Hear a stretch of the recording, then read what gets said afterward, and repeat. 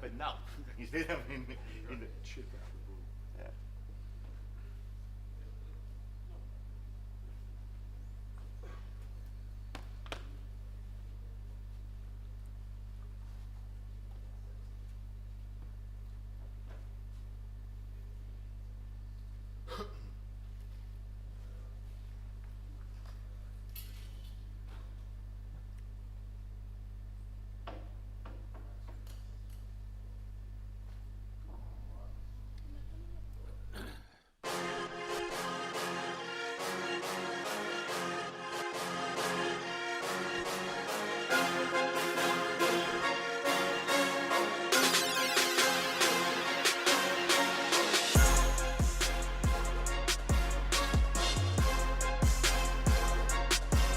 Welcome back to the Bonte Wever Hotel in Assen for the semi-finals of the 2025 Predator Dutch Women's Open, presented by the KNBB. We're down to the final four, and firstly on table 2, from Germany, Ina Kaplan.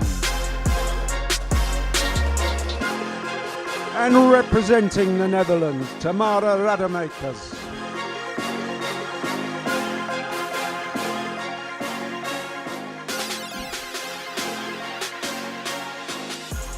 On to table 1, from Austria, Sandra Baumgartner. And Serbia's Bojana Sarac.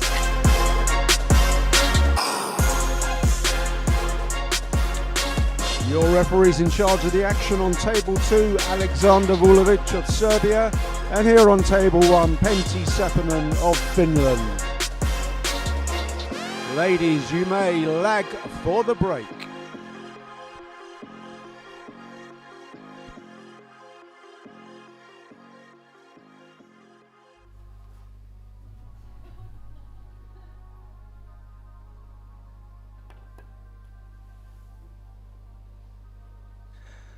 Hello and welcome everybody to the Predator Dutch Open Women's Division.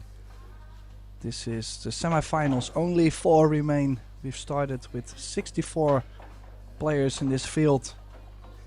And we have now arrived to the semi-finals between Sandra Baumgartner from Austria and Bojana Sarac from Serbia. It's a race to 9. 9 ball will be wrecked on the spot. We are using a 3-point rule, 3-point break rule. And we will be breaking per 2 racks. So it doesn't matter who wins the rack, it's alternating break per 2. Bojana Sarac, a former EuroTour winner, looking to win her 2nd title, I believe it is. Don't think Sandra ever won one of the EuroTours, so this is definitely already a great run. Looking to win 2 more matches. The other semi-final, Tamara Rademakers and Ina Kaplan going at it for a place in the final.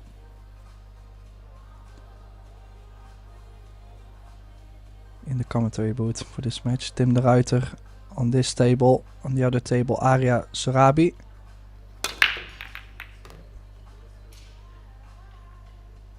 Well, successful break.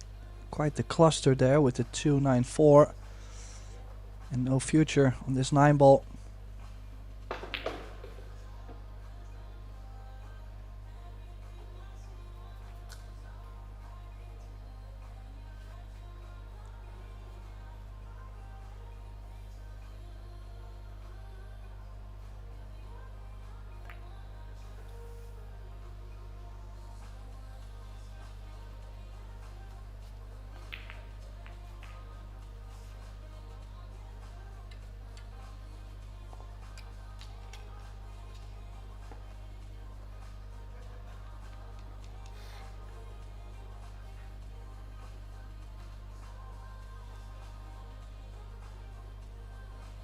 So safety right away, and the jump cue coming out for Bojana. Could try, hung up the 1 ball and did nudge the cluster.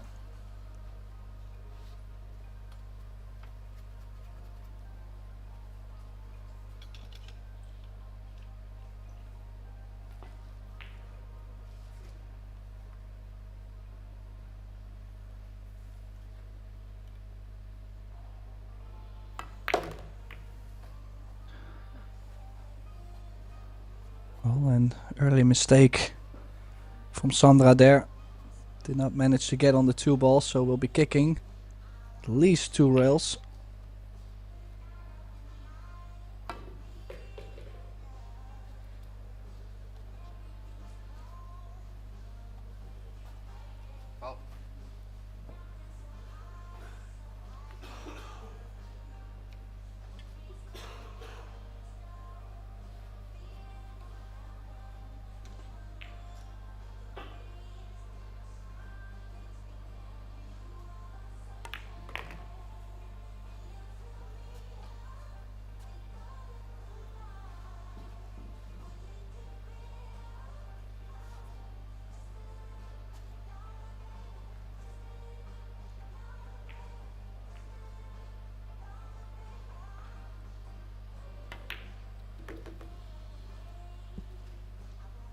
Yeah, Bojana with quite a solid run so far today, beating Sabrina Hammer from Germany 9-3 and Anna Gradisnik from Slovenia 9-4.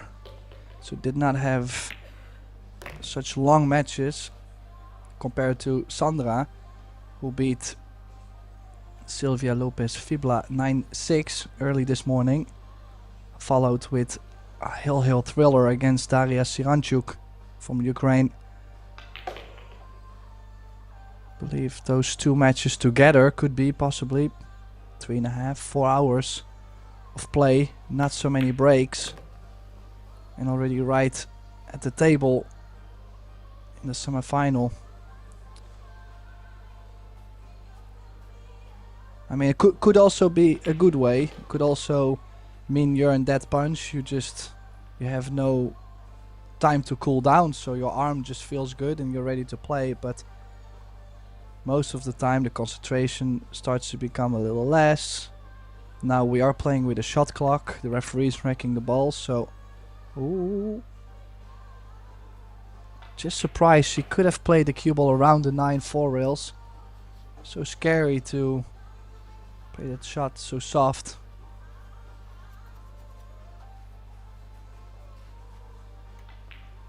So it's either going to be a very strong match or it's going to be very scrappy because players are starting to get tired. In general, I think the average for a race to 9 is like an hour and a half. So in that case, if you win the tournament, you probably have played, is it 7 hours of pool, 8 hours of pool on the day.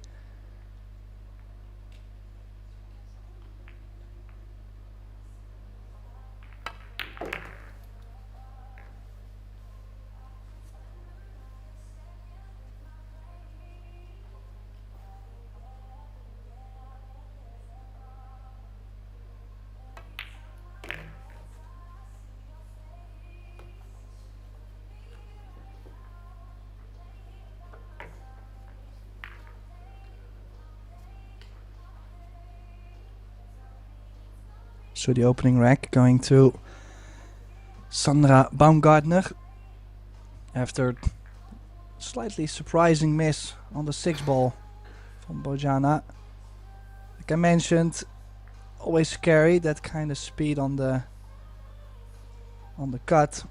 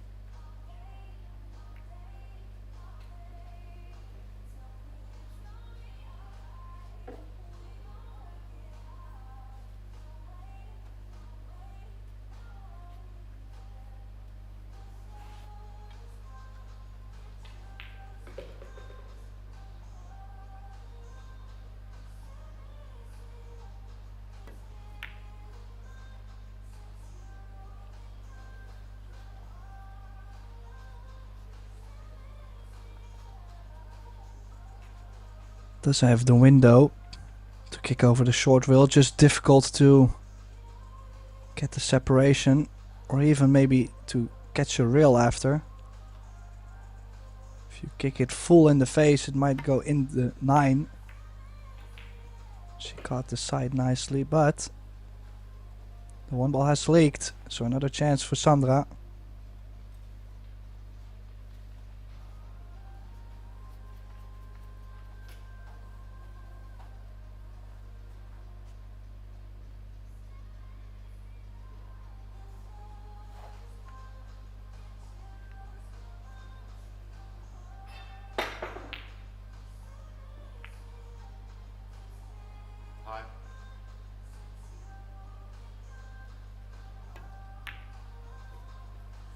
Oh, and she's missed the one ball. Just wondering, did she play maybe a slight bit of inside spin, trying to run the cue ball in between the 2 and the 4? That might have caused her to miss that shot.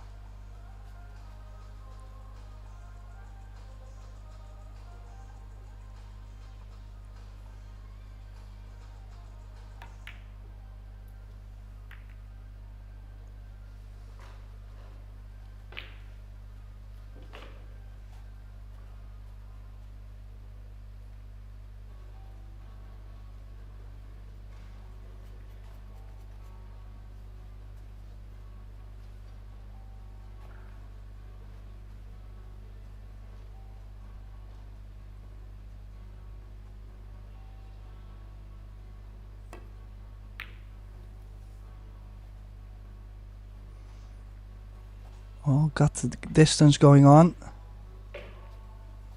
The 1 is in the open, but as you can see, the 1 does not go by the 4 in the corner. So possibly another safety coming up. Just to be careful though, if she sends the 1 ball down table, could leave something on the 9.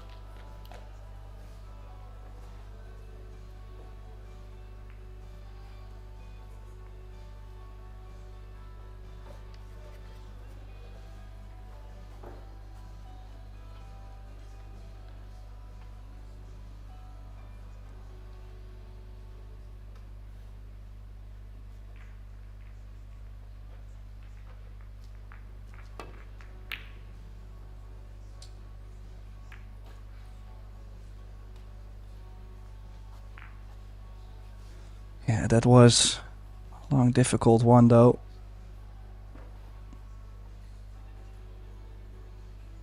Just awkward shots to start with. Same here. Most of the players would like to draw back for the 3 in the left side. Probably I'm looking to stun the 2 ball in and play the 3 in the bottom left corner. Just so you don't have to put that much spin and elevation on the ball. But those are difficult shots, you know. It's difficult because you're elevating the cue. It's easy to put some spin on the ball, catching it slightly thicker or thinner because it bends on you. It's not easy by any means.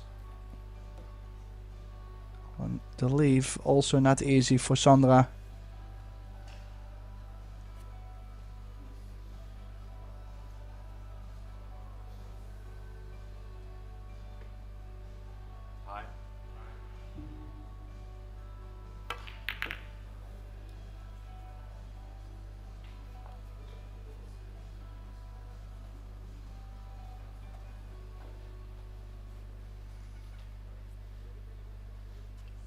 Yeah, what to play?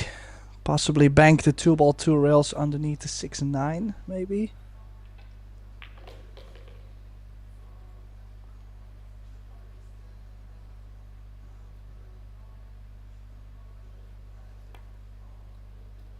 No, conservative, just putting the 4 in between. Think it might be just okay.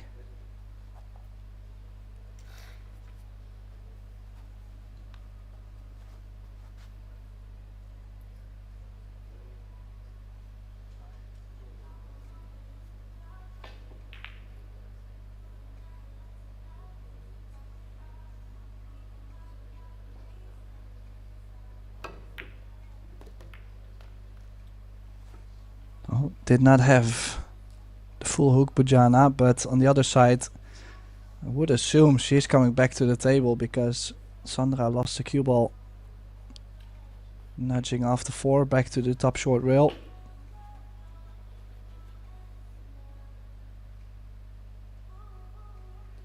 In the meantime, Tamara Rademakers, the early lead against Kaplan, 2-0. They have played each other so many times that that's definitely a very interesting match too to watch. But I'm quite sure this could be shaping up for a good one too.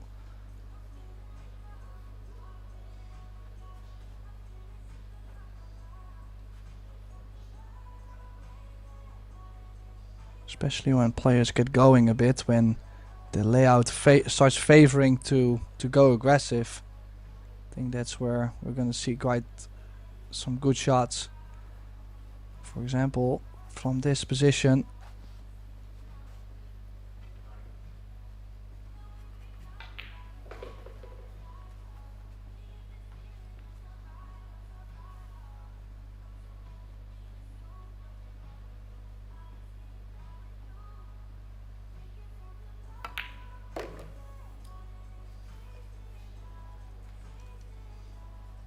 Now, slightly more angle maybe than she wanted to have on the 4. Is she able to still cut the 4 in and be on the 5 to the right center?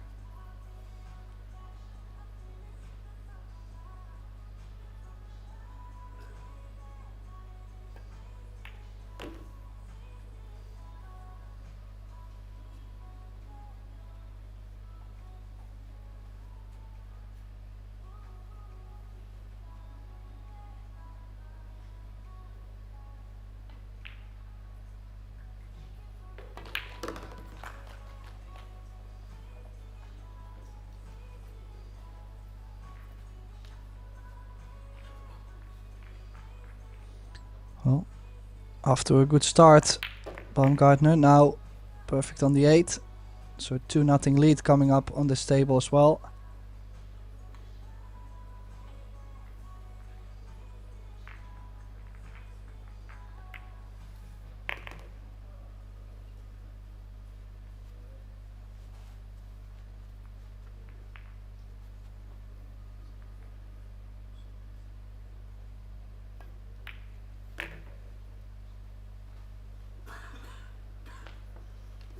So it is the Austrian who takes the early lead, 2-0.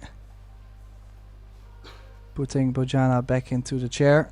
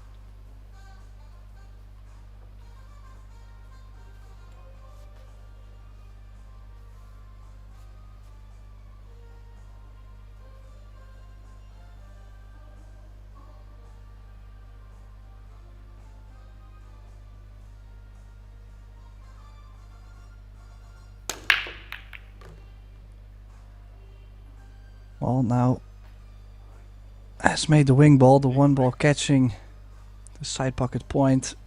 So illegal break, only 2 points out of the 3-point rule. Illegal break for Bojana Sarac, who started one of the two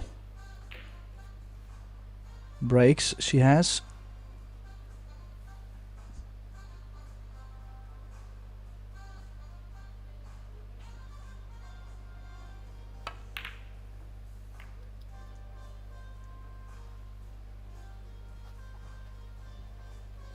Yeah, quite aggressive of course to go for that, but if you look at the shape she would have gotten on the 3-ball, you could see that it did come with high reward. She just missed the 1-ball though, and has left Bojana a chance here.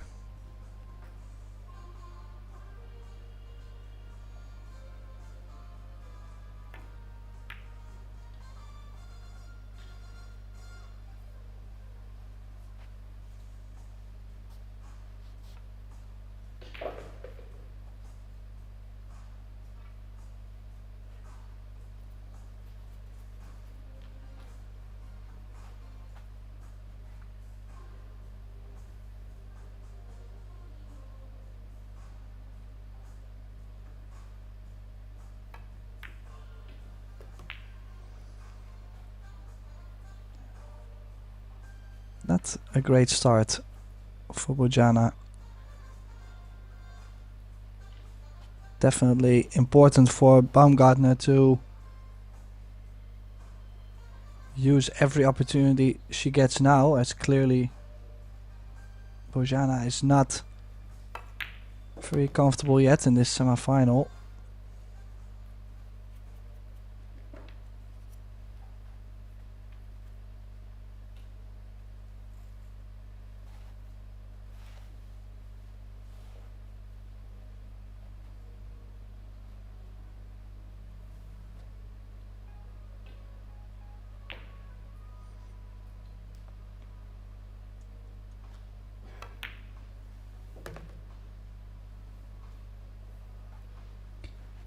Oh, is she still able to... Well, she might not. I was gonna say maybe cue a piece of the cue ball, because she landed very nasty on top of this 6-ball.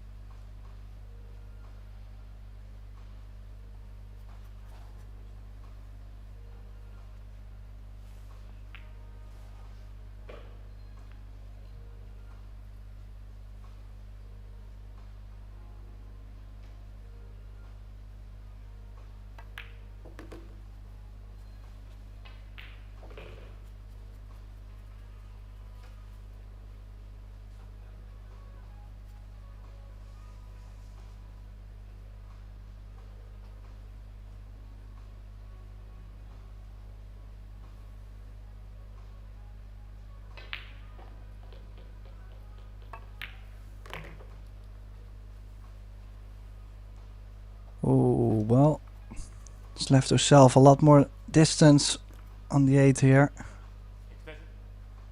Just to pull out one of the big strokes.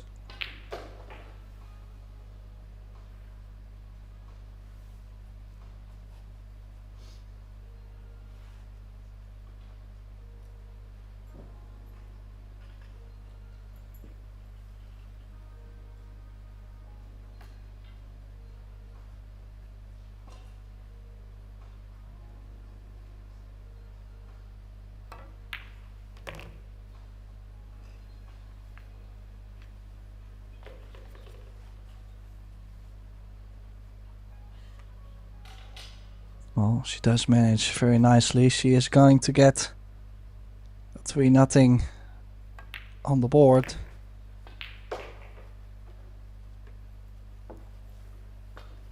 Interesting how both semifinals have a similar scoreline going on. Both matches now 3-0, but in the background you see Ina Kaplan scraping the balls together, so that must mean she did get her first game on the board. So 3-1 in that semi-final and 3-0 on this one. Yeah, I think maybe most of the people would say Bojana is the favorite in this match, but she just has not showed up yet. Of course, it's still early. It's a race to 9, so plenty of time.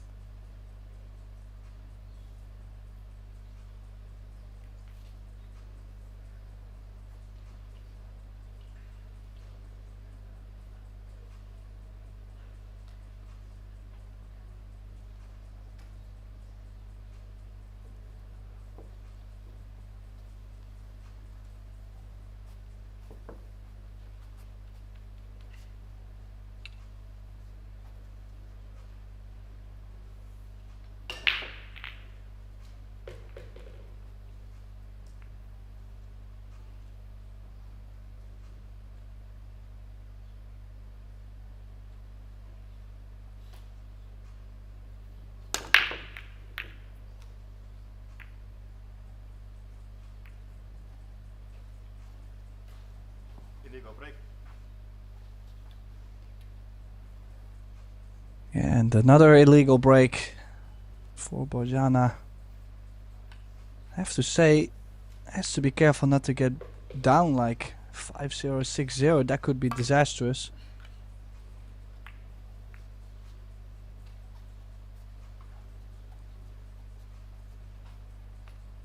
At some point the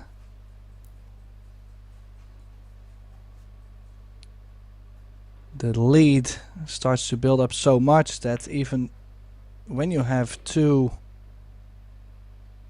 breaks in a row, it's so difficult to still catch up with it.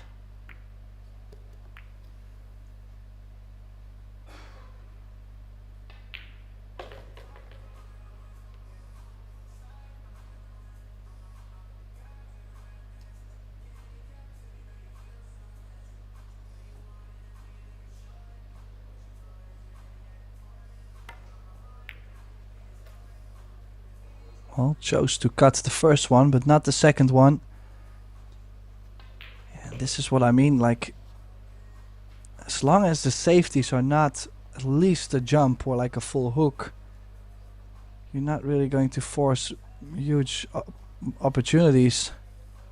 Or maybe ball in hands to make your chances bigger.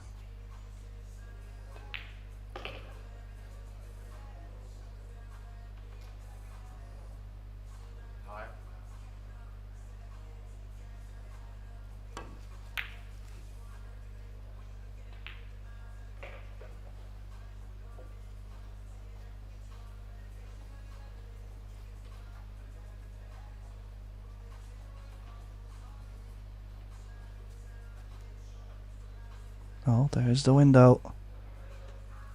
Can she land the cue ball? Park the cue ball in between the 3 and the 4.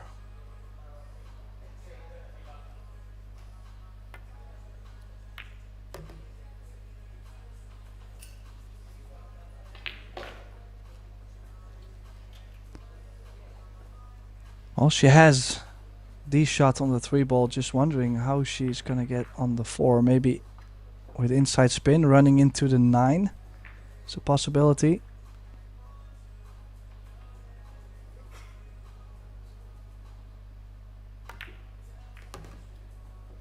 Well, she's played it very firm again. Why did she play that speed?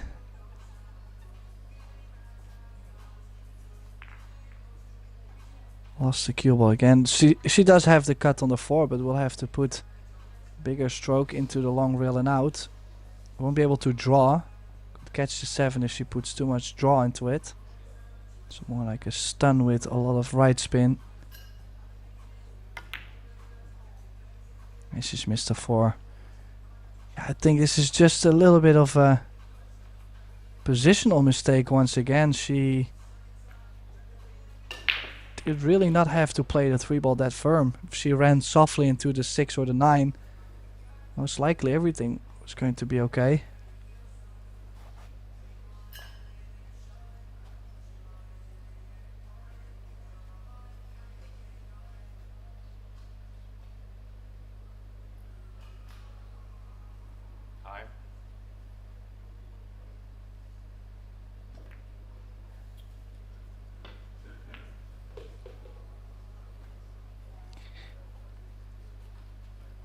I have a feeling she went for the carom on the 7, but overall, I think she could have maybe played just a big distance safety. She's given Bojana a perfect shot here to roll up on the 9, which could have been slightly better, but she does have the hook. If she can freeze the cue ball on the 9, takes away, definitely you have to take away the right long rail from kicking. Sure, you cannot always get left and right covered, but the left side is more difficult than the right side, I think, to hit the 4.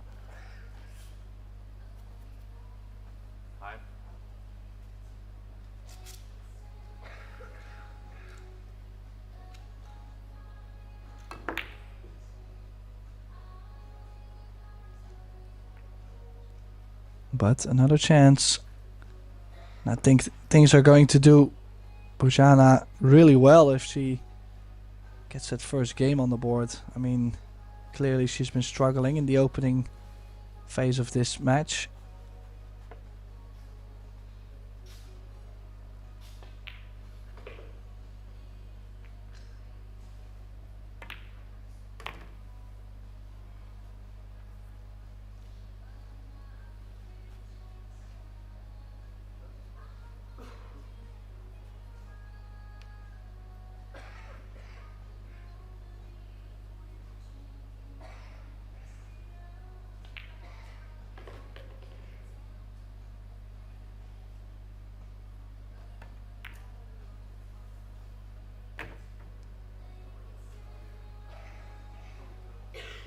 Pretty natural angle on the 6 ball to run around the 8.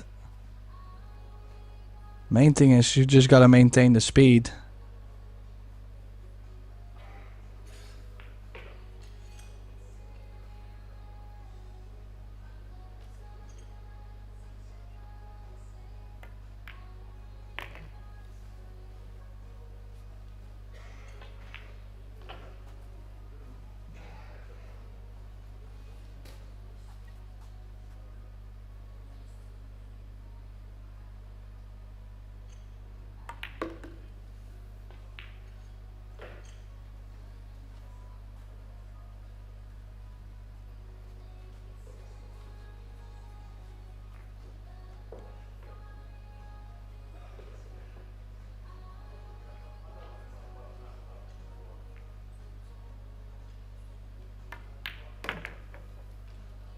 Oh, this is slightly short.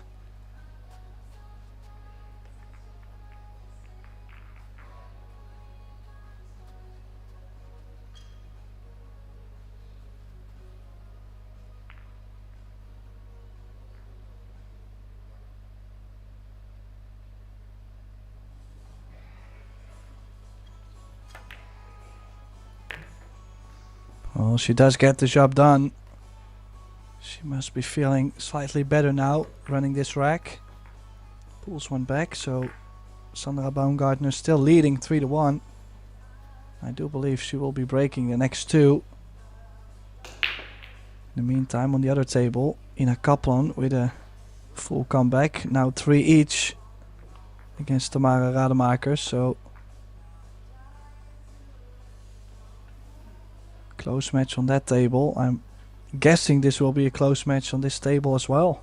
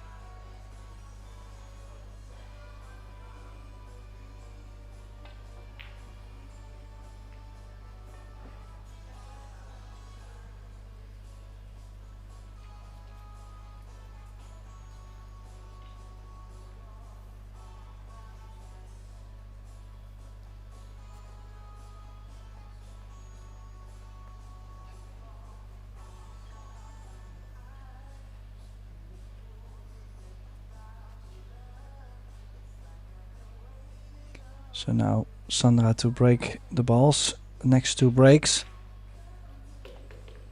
Looking to hit the break like 90% full. You see, this in general is just too thin. She has made a ball on the break though, and look at that. One ball in front of the corner. With the two ball next to it. I can be quite picky with the break at times. It's just that I don't want to rely on non-obvious balls on the break. I just really would like to have one usual suspect to go every time, so I can have a similar result every time.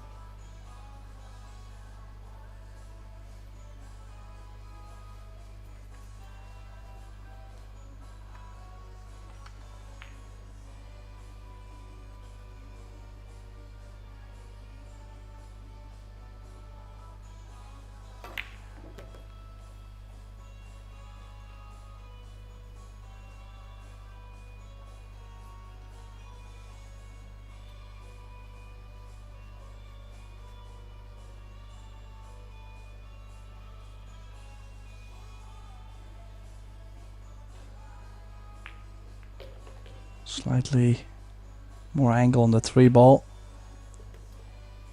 Still managed to get the cue ball back up for the 4. Nicely controlled.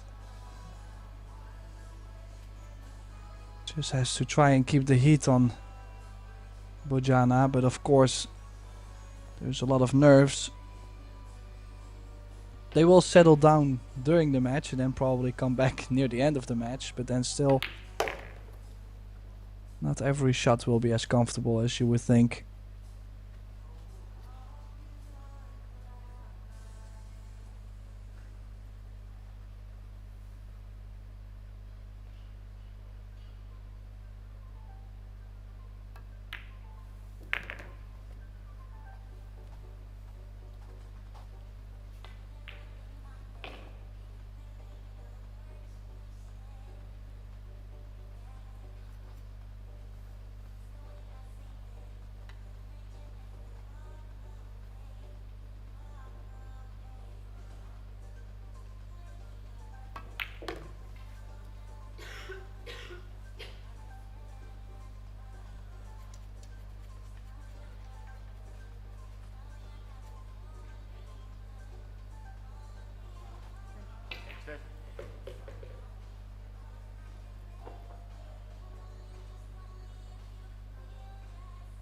Big cutter, you can really see she works a lot on the alignment.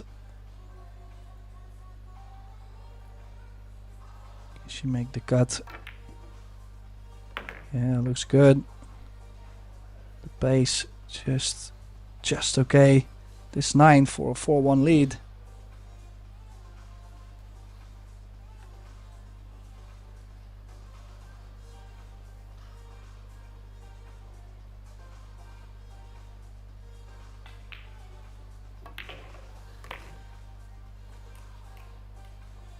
And a 4-1 lead it is for Sandra Baumgartner. With a break and run. She still has one more break to go.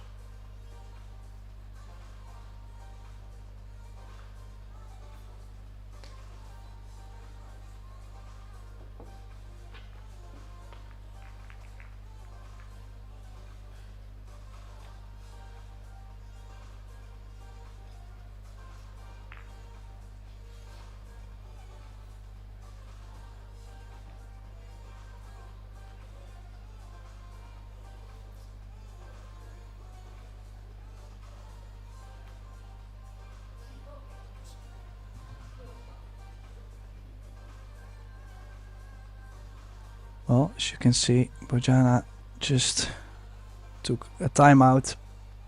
Clearly wants to change the momentum of the match. Hopefully a dry break from Sandra, maybe with some shape for her to turn around the match. She's also been struggling a little bit, so really trying to find her game. So Sandra will have to wait a couple minutes before breaking her second. But in this case, I wouldn't mind waiting a couple minutes. You're up 4-1. You just made a breaker run. Just focus on producing a good break. Nice, another break, and who knows? You could be up 5-1 in the future. So for now, we'll leave you with a slight look on the other table. Kaplan at the table against Tamara Rademakers. And I will be back in a little bit when Bojana will come back from her break.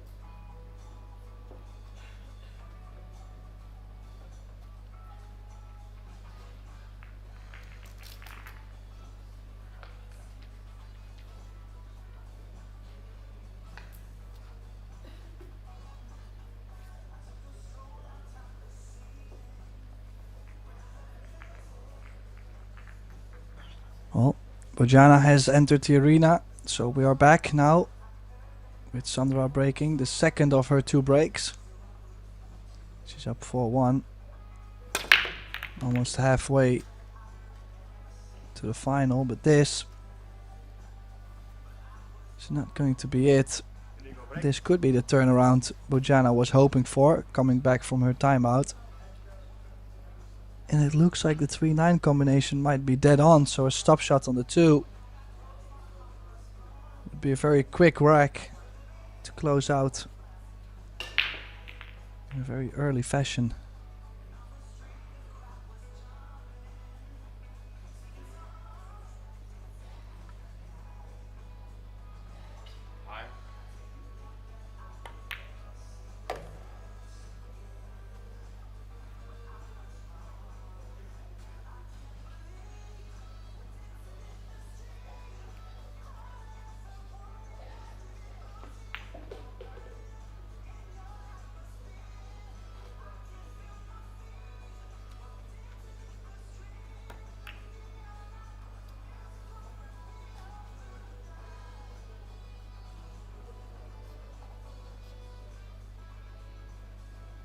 Well, apparently it was not there.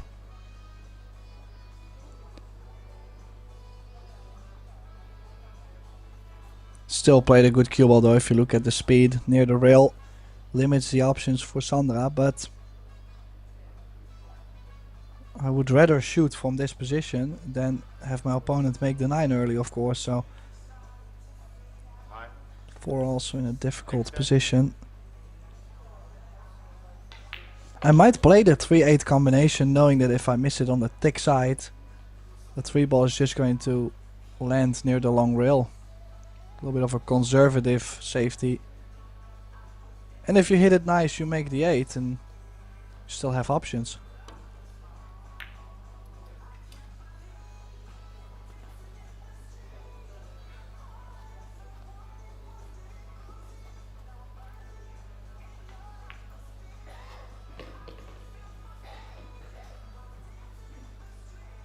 Yeah, I'm not too sure about bringing the 3 ball near the 4. It was already challenging to get to that 4 ball, and now if you leave the 3 ball next to it, suddenly Bojana could have a run out here.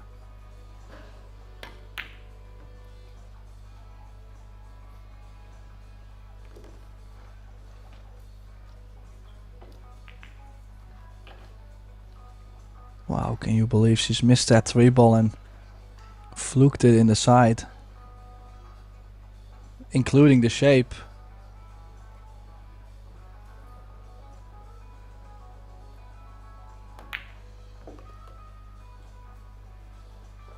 She's clearly struggling if she missed that 3 ball. Gotta say, overall there's not so much that could go wrong, of course, here if you think about it. But if you're struggling, any shot could be missed.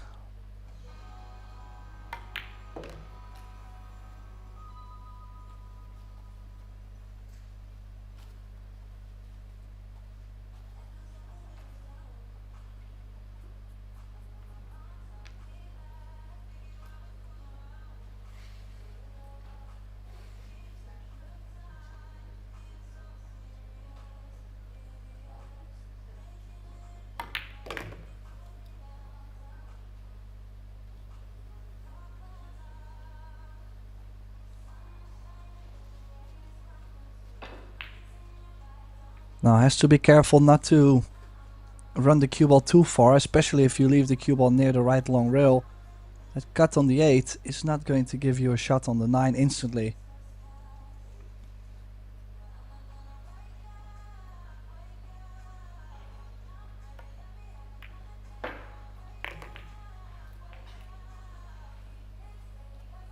Yeah, nice hint of inside spin.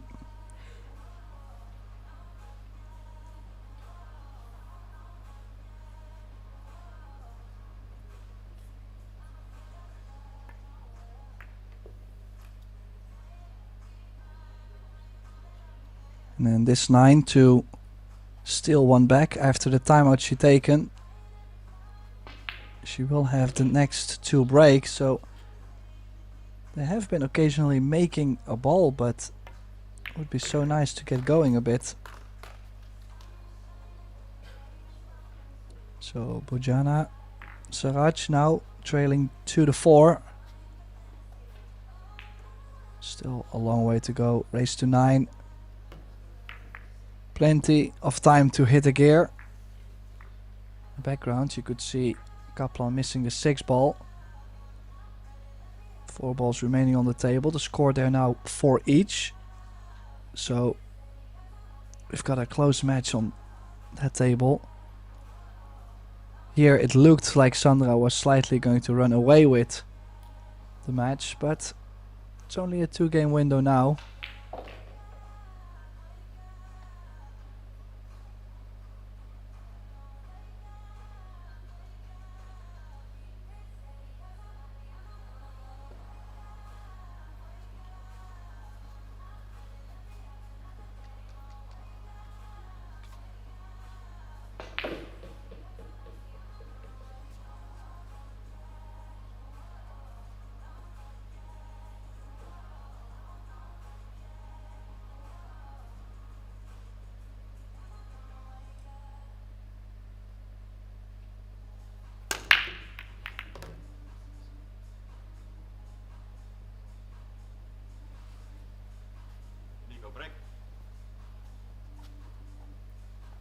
Yeah, the biggest problem with this break is just the fact that they are hitting the break too thin.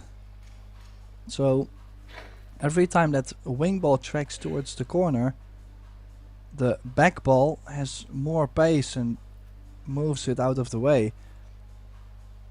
Now that back ball is probably sliding in the pocket, but well, that's also one of the reasons why most of the balls are every time near the bottom, and none of them are really going into the kitchen. So a lot of illegal breaks.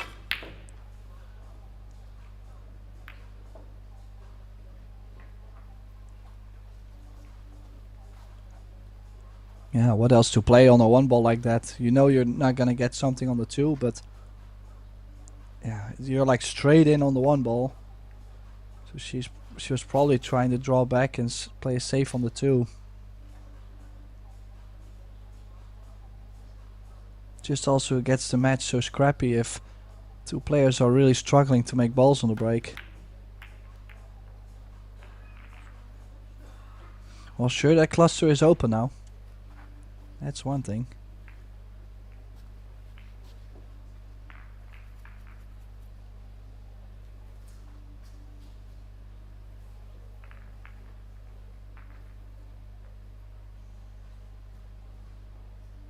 In case you are just joining, this is the Predator Dutch Open.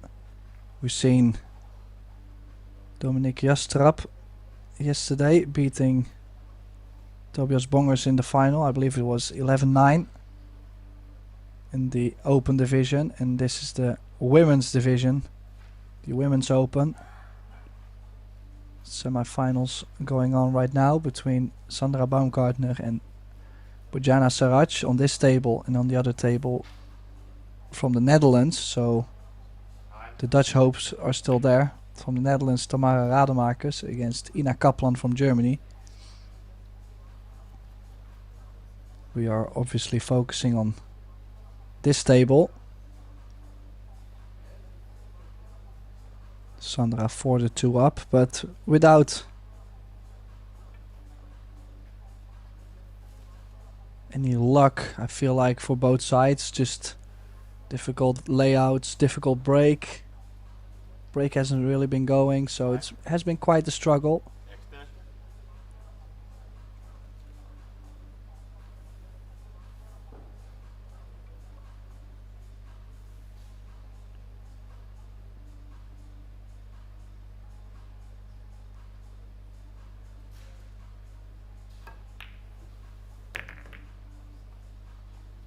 Took a little bit of a calculated risk there. Has worked out perfectly. So have the angle on the 4 to cross over for the 5. If you look at how nicely the 6 is laying to get to the 8-9, this is really key shot coming up after a good putt on the 3 ball.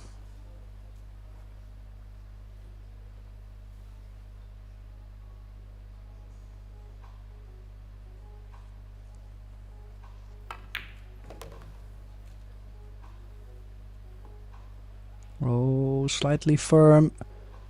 Wow, she's got second prize. I think she's landed absolutely straight on the 5 ball to the corner. Might have to elevate just slightly though. Very easy to hit the cue ball twice, which would be a double stroke and a foul.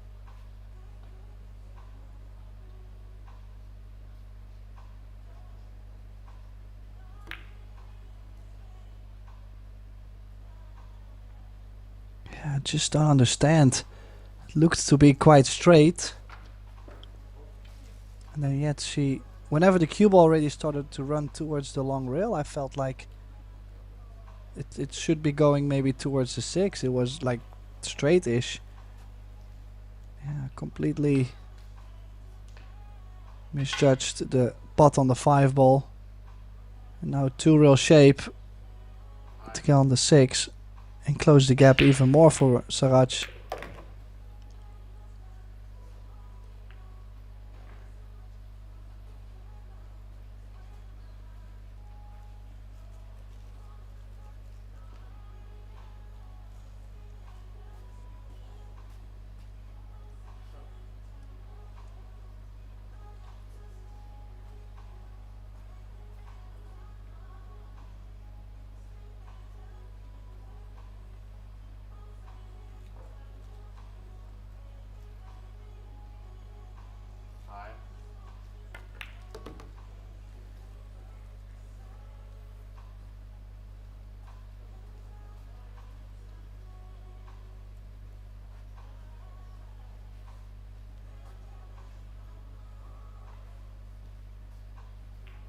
Yeah, will be interesting. She's choosing to play this in the side pocket. Yeah, I was gonna say I might like to shoot this in the corner. Could play with stun right to play the 9 in the same corner as the 8. Going forward, a little bit scary though. Makes the shot more sensitive. Yeah, that's exactly. She's putting that stun top with a little bit of outside, and it's just slightly more sensitive. If you can play stun around the 9, it's more of a solid stroke. That not that stun follow kind of stroke on there. She really made the shot sensitive. What a miss. And this 9 for Sandra to extend the lead to a 5-2 in a race to 9.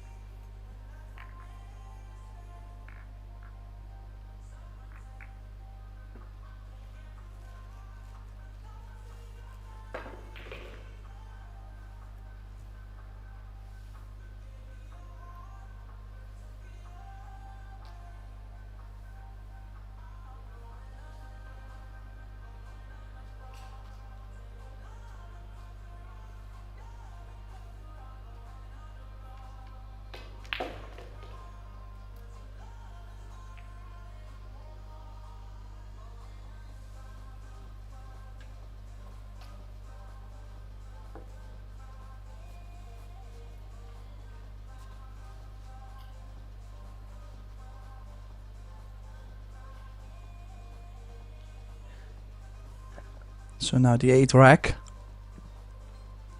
Bojana breaking again. So you see they're starting to strike the break thinner and thinner, even though they have to start hitting it thicker.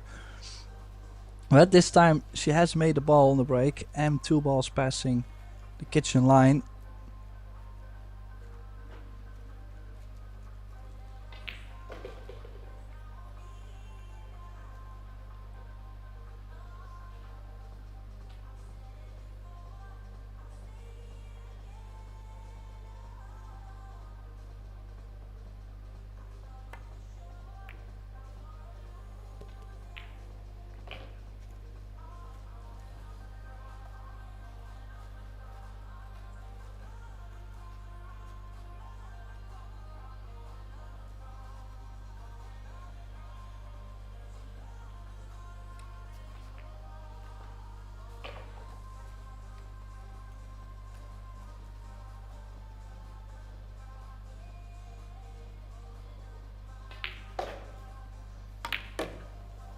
Well, now suddenly this 3-9 for a quick break and run.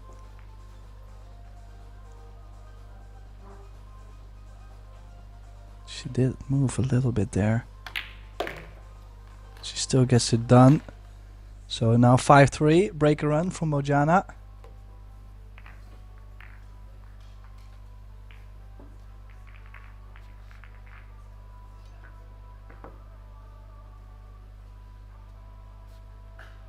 Just feel like if the break would be going just a little bit better for both sides, I think they would also start to play a lot stronger. We've seen some mistakes back and forth, which I'm a little bit surprised to see them from both of them. Obviously, we have 2 very capable players in front of us.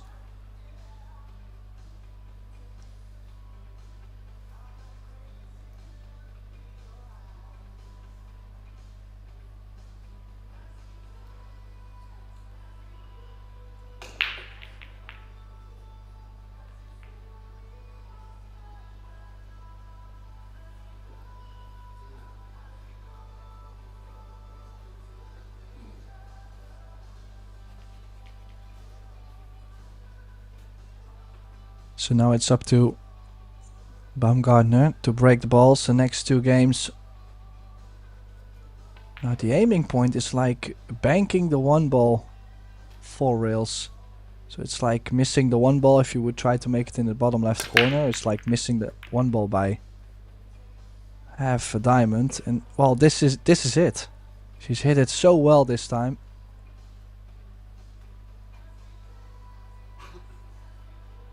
Just makes such a big difference. Just look at the spread now. The 9 stays and all the other balls are just spread all over, instead of starting with that ugly cluster. Well, every 2, maybe 3 games. Now slide draw. Ooh, puts a little bit much on the hit. Is she still... She's still on this too? No, I'm guessing not. Well, I had to end up just by the 6. So a little bit too strong.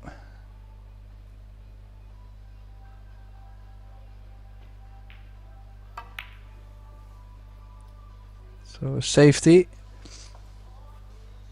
does get the distance, but the gap in between the 6-8 did play perfect speed though on the cue ball if you look at it being frozen to the short rail.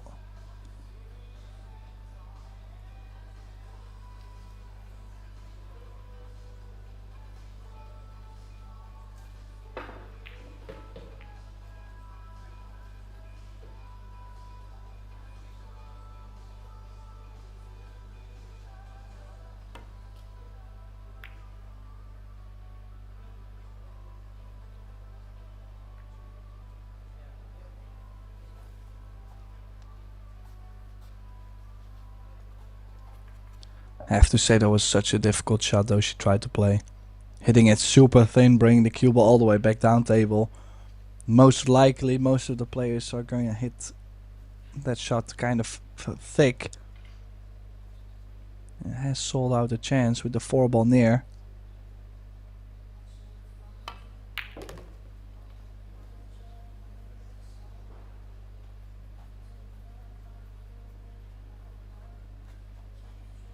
Yeah, slightly bigger angle on this 4. It will be difficult to hold the cue ball for the 5. And mainly just makes the shot a little bit more scary.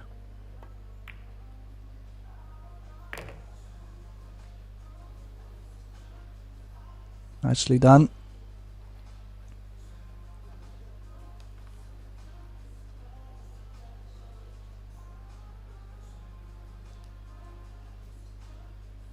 Now I think I would let the cue ball go 2 rails and run the cue ball in between the 8 and the 6.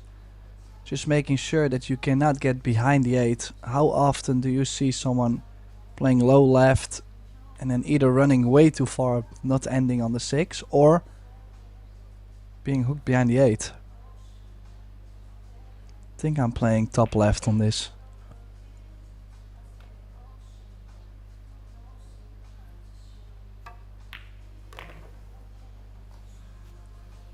What's the speed? Well, she did not pick my choice, but she did land almost perfect. She still has the cut on the 6. Make the 6, maybe a drip of inside and you're on the 8 to the side.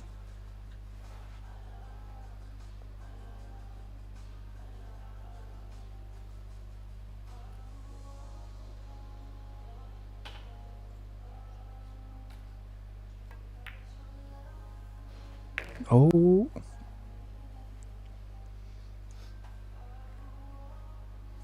Just slightly on the thinner side, but as long as the ball drops, you could see deep breathing.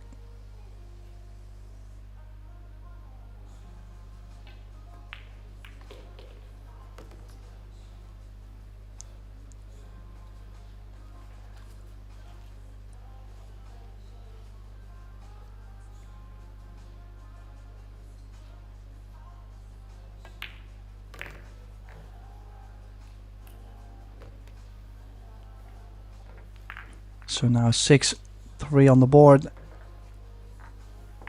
Only 3 games away from the final. Sandra Baumgartner.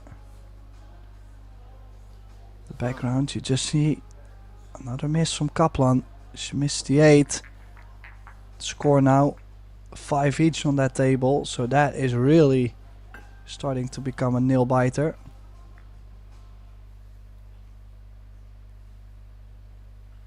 Just waiting for Bojana to get going, put a couple games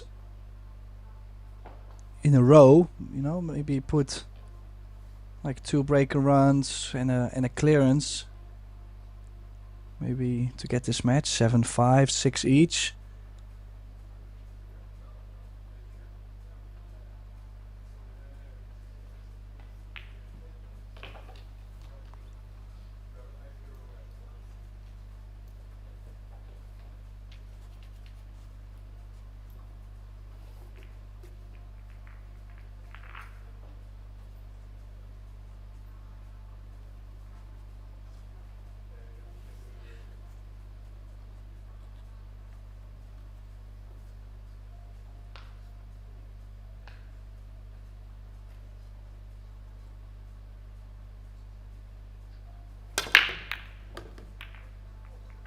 Oh, that is definitely the break.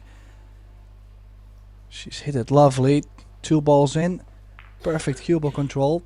Much better break than we've seen her break. Also the last match she struggled quite a bit, but I would be very happy breaking him like this. Where do I sign? So now, big shot coming up. The shape from the 2 to the 3 ball is quite some traveling.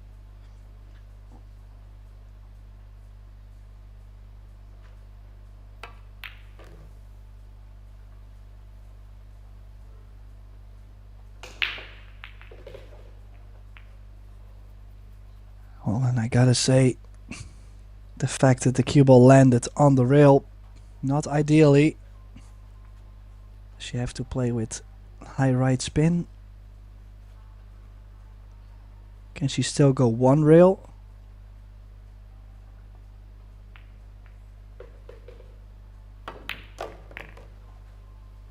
She did go forward. How nicely did she play that?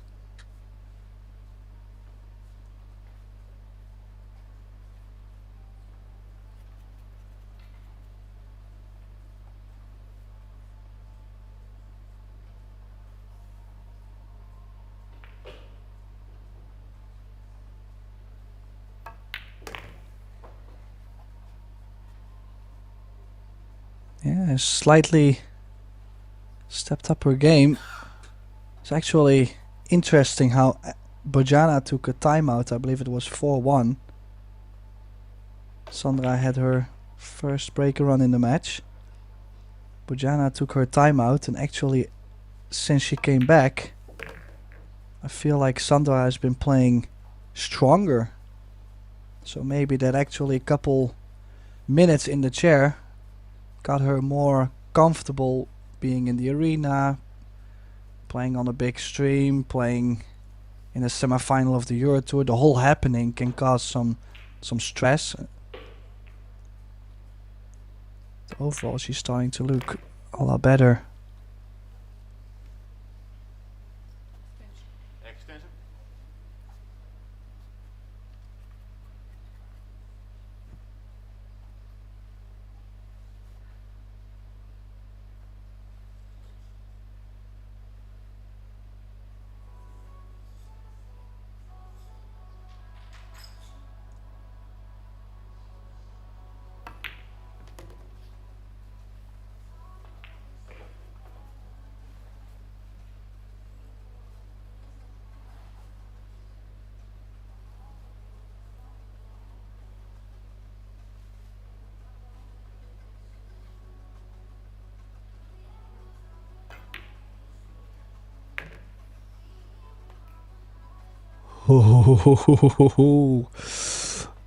Well, don't think anybody would have expected that to go wrong, but that almost stayed up.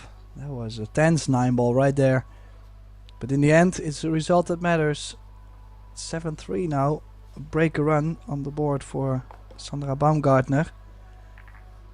It's safe to say Bojana in a little bit of trouble. She will be breaking the next 2, but the best thing she could do from her own control.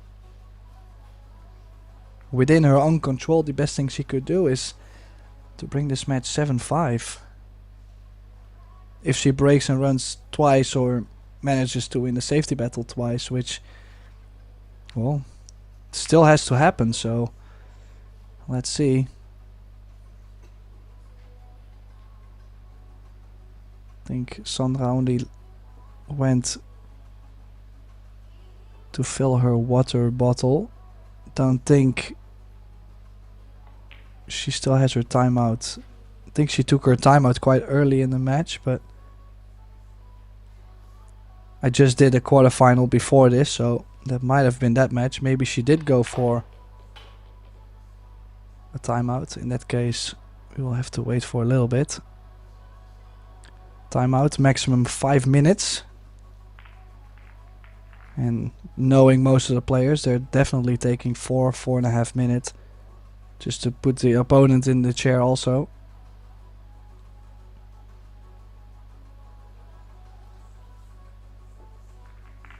Putting Bojana in the chair for 4 minutes could cause her to start to think about the scoreline. 7-3 down. I have 2 breaks. But imagine you make a mistake. Those kind of thoughts. For Sandra, it's more like, you know, I only need 2 more opportunities and I can close it out. These kind of thoughts. So very interesting. We will have to wait. In the meantime, on the other table, the score now tied at 6 between Ina Kaplan from Germany and Tamara Rademakers from the Netherlands. It's really difficult not to be biased, of course, because, well, I'm from the Netherlands also. Tournament is in the Netherlands, so yeah, obviously we all want her to win, but hopefully just we have some great matches for you all to enjoy. We've seen Ko Ping Chung winning the World 10 Ball Championship against Alex Kazakis earlier today. Fantastic performance from the man from Chinese Taipei. He's now a 2-time World 10 Ball champion, and I think it's very deserved. He's played a beautiful tournament. Lovely cue action he has.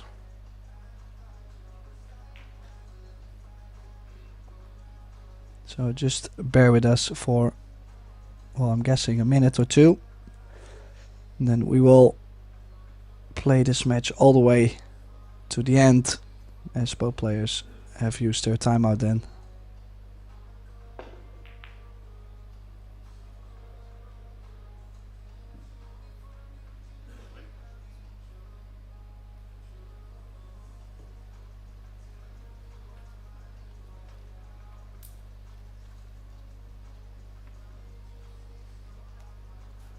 Okay, well, Sandra Baumgartner is back from the break. Now Bojana Sarac had plenty of time to think about the break. She's got 2 of them right now. What can she do?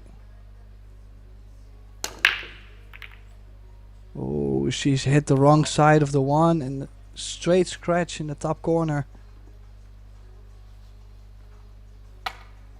Ay, ay, ay. And a little bit of a sign of frustration there. I mean, very understandable, of course. But look at this layout too. No balls up table. Barely any traveling to do. She could play a 1-3 combination. Play the 1 right after.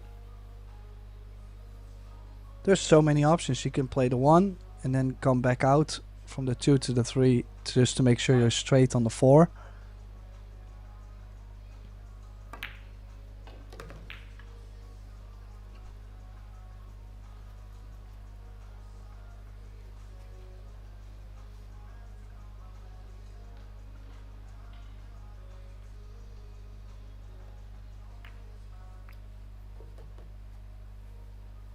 Nicely controlled.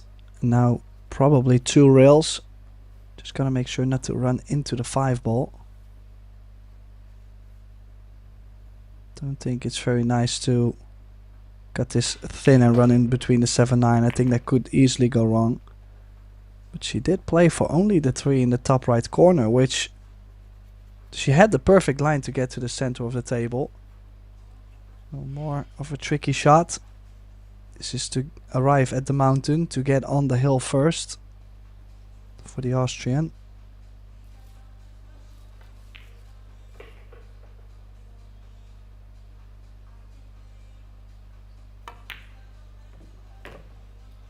Oh, just dropped. And a slight bump on the 7 still gives her that shot on the 4.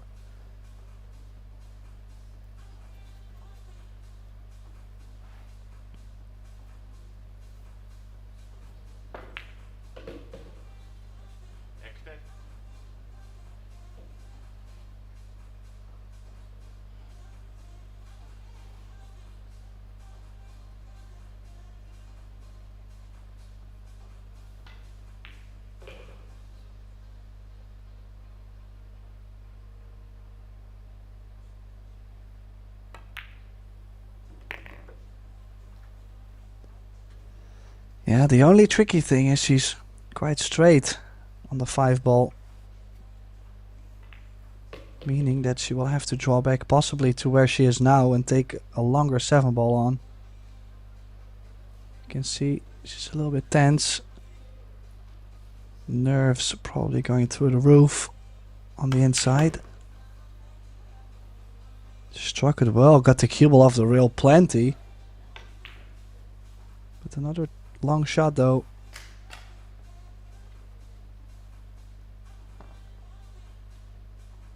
It's going forward with the cue ball.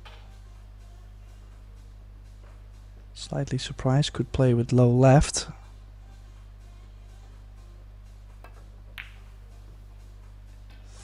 She's missed 7.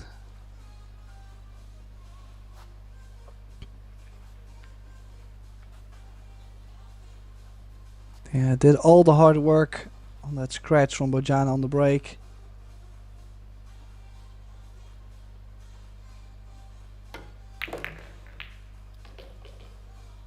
And then again, that was not an easy shot at all to get on the 9 ball.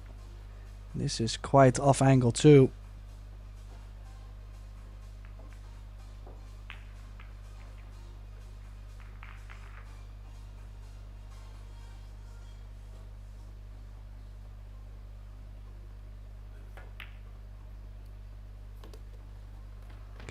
Well, she does pocket the 9 and she does pull one back. Score now 7-4. Does have one break coming up next, but she will have to find something on the break very soon. I don't think she can still win this match if she keeps on struggling like she has with the break so far.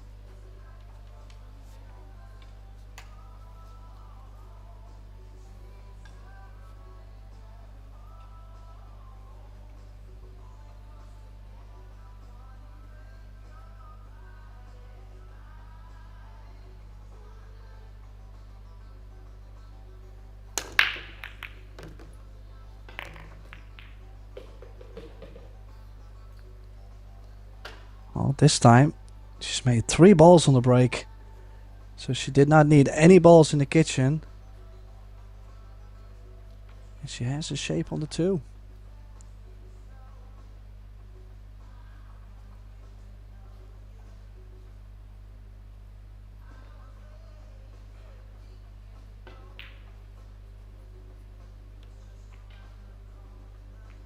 Time.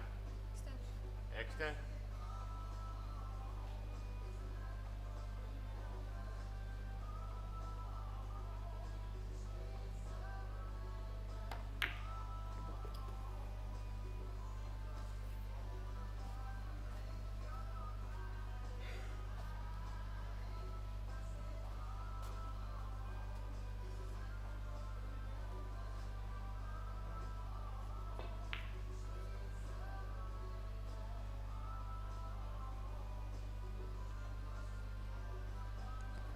Slightly awkward queuing over the 9.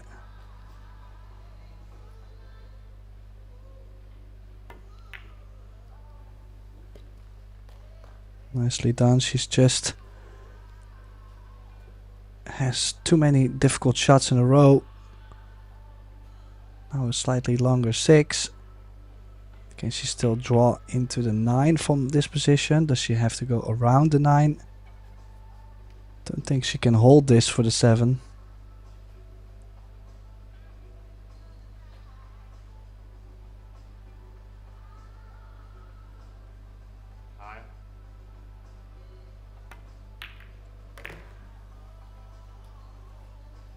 Oh, little nudge. Played it nicely. Would be very interesting if both now start to find something on the break. This match could be completely different.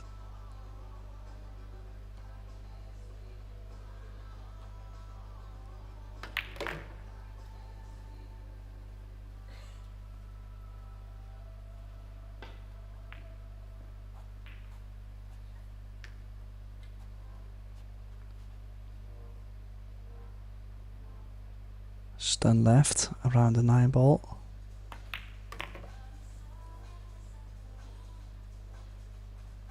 And this 9 to get it 7-5, that would mean twice successful on her own breaks. We'll have to see what happens on Sandra's breaks right after.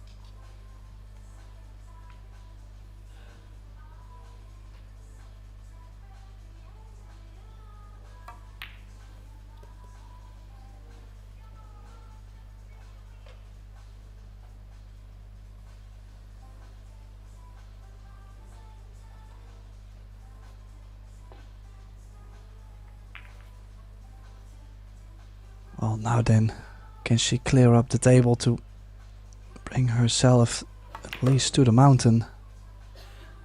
Has to at least land on 8. If you start to not finish the runs you're supposed to run out, then at some point the doubt starts to creep in. I have to say, this layout is laying very nicely, but doesn't mean much. Before you know it, you end on the rail somewhere.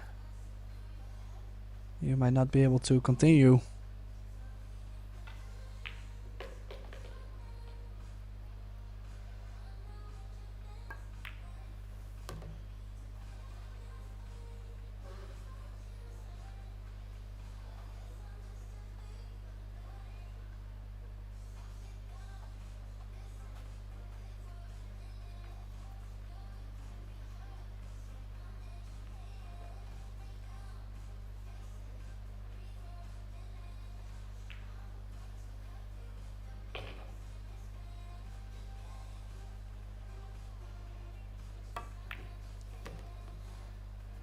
How is the cue ball? Is she gonna miss the 8? No, it hasn't. And she...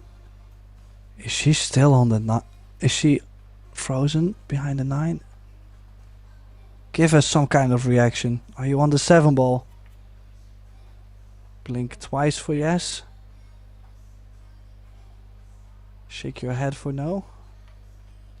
Give us something. This is super tough to see.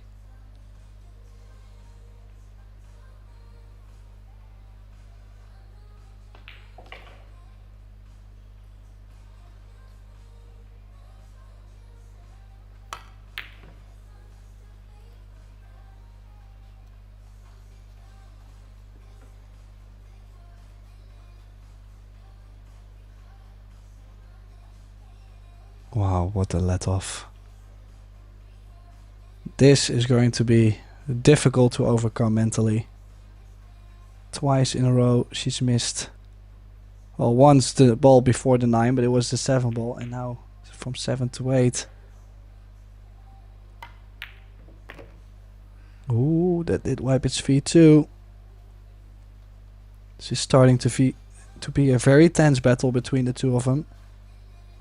One is really trying to come back but struggling, and the other one was playing well up to the point where she could bring this on the hill first. One step closer to the finish line. Oh, some doubt. Why did she come back up there?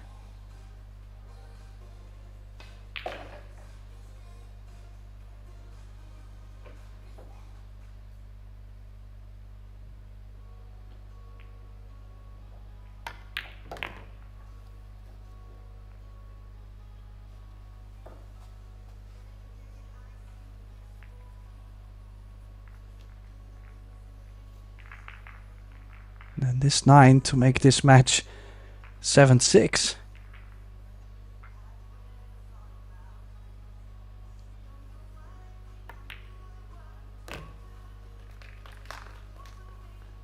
Wow, she is grinding it out. She's getting a slight bit of help though from Sandra, but on the other side, still got to finish. That's what she's doing. Only one rack away of being level.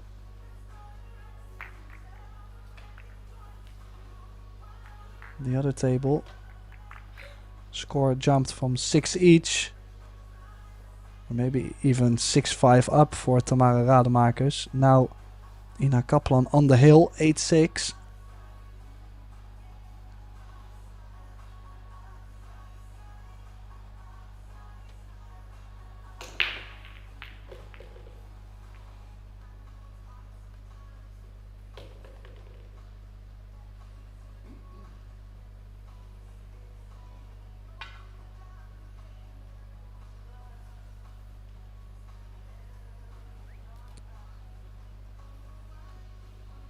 Well, one more break to go for Sandra.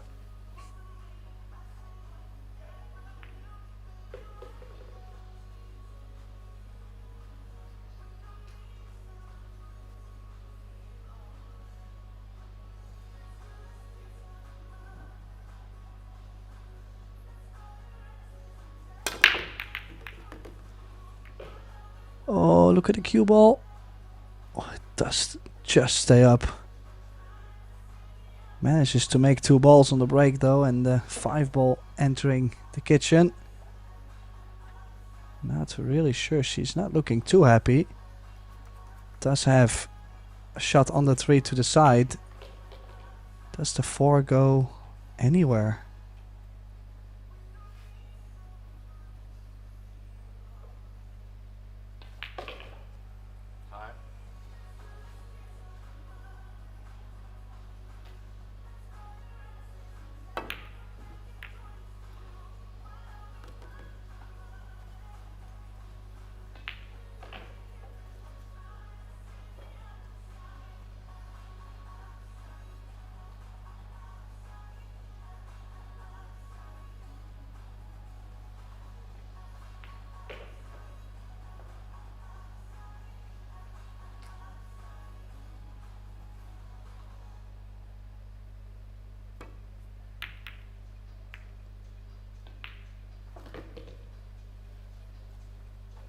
Oh. Very interesting stuff happening at the moment.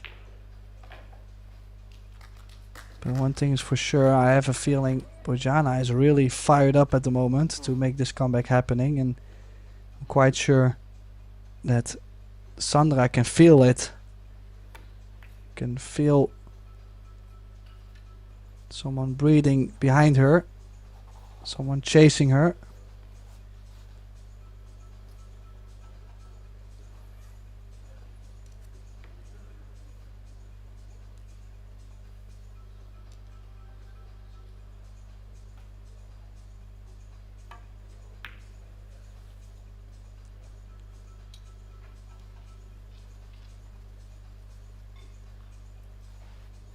Difficult combo. She's left for Bojana here. Quite the distance. We'll have to cut the ball a little bit.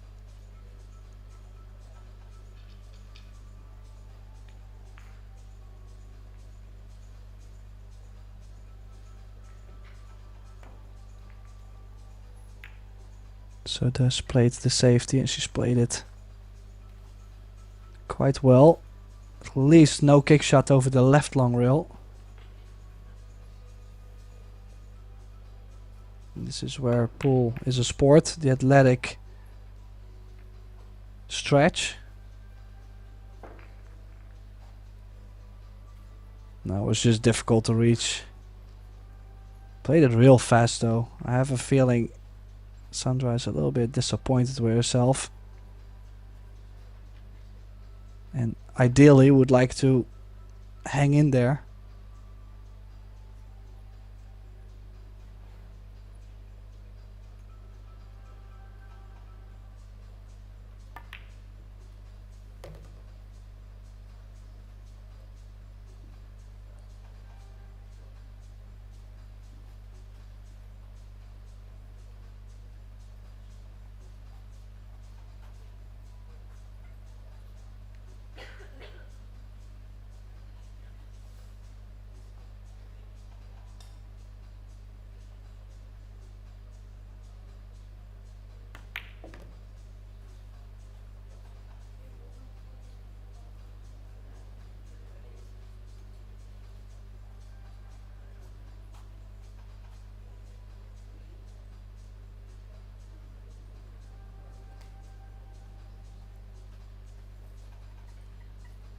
Yeah, things looking really well for Bojana so far now in this match. Momentum completely turned around. But this is a little bit of a tricky shot though. She could choose to kill the cue ball, just stop the cue ball right there. Take more cut on the 7. Just to make sure to pocket the ball. She's gonna try and do much more with the cue ball. You might miss the 6, but she's played a nice shot there. Good cueing.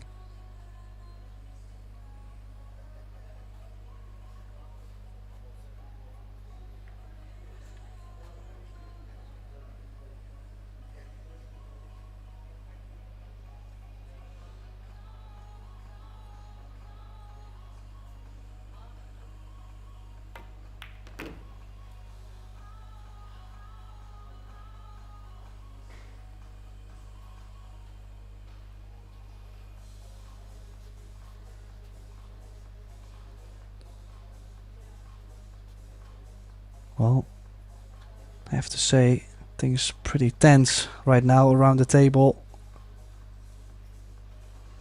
What a huge chance to bring this 7 each in a race to 9, being down 7-3.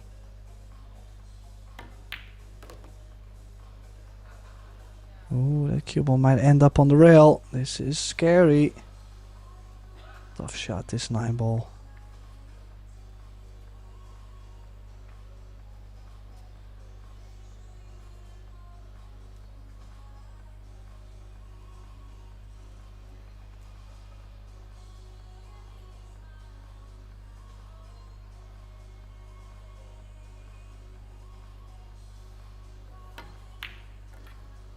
And she's missed a 9. She's missed the 9, gifting almost his 9 ball to Baumgartner. Just one good shot brings her on the hill. Oh, that might hurt.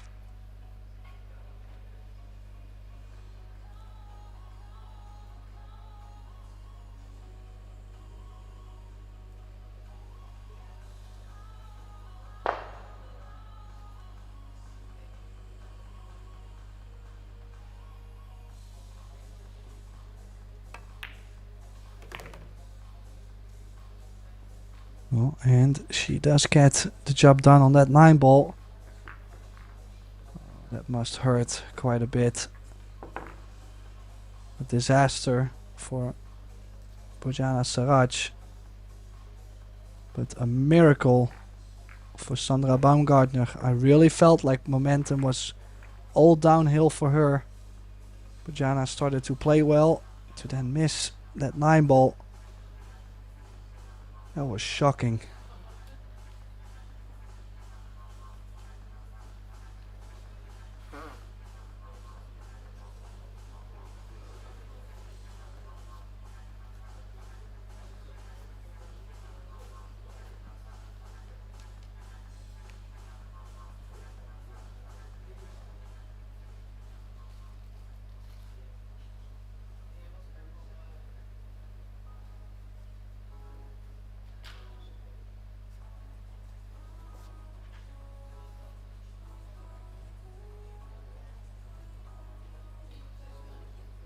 Well,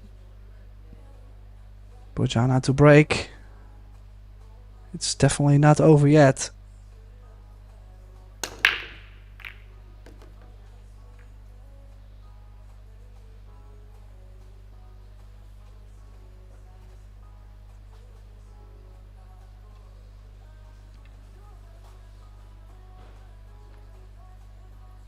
Well, so interesting how the whole match they both have been struggling so much to make something on the break, and then now near the end of the match it's like they're breaking so well, so much better, so many opportunities for run-outs,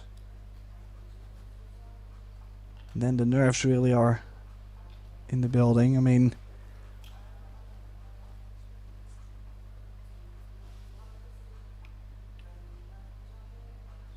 just crazy.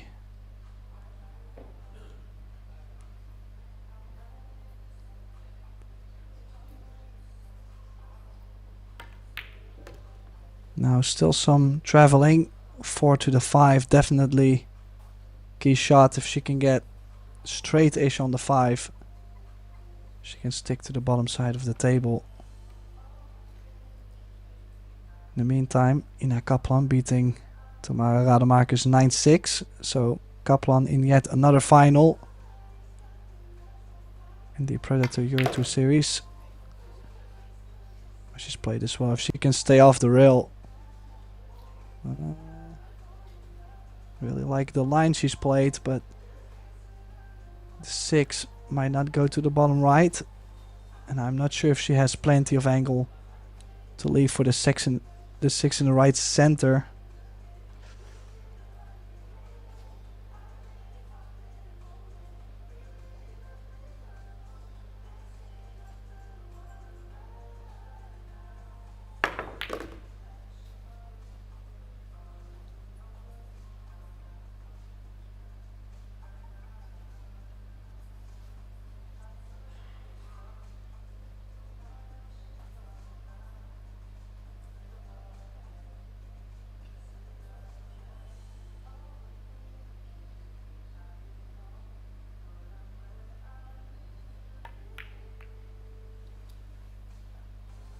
Wow, what has she done there? Was she trying to play shape on the 5 for safety on the 6? She definitely had the opportunity to close it out. I definitely would have chosen to take a more risky approach.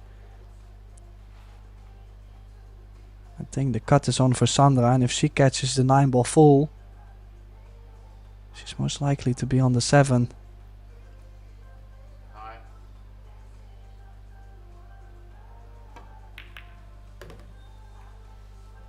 Yeah, nice shot, good shot, nicely played. Stun right of this 7. If she gets straight on the 8, I fear it will be over for Bojana.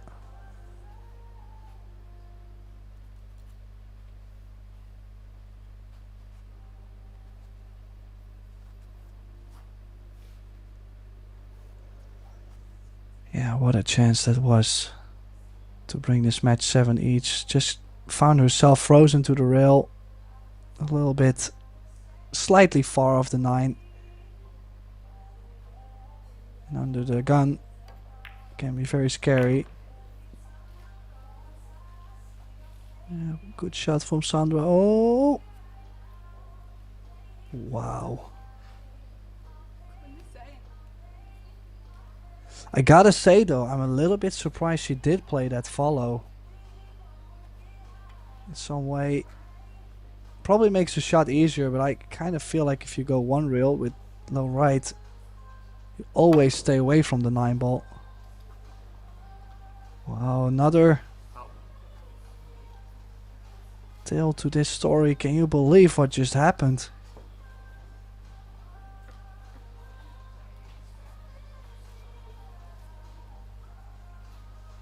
Another lifeline for Bojana.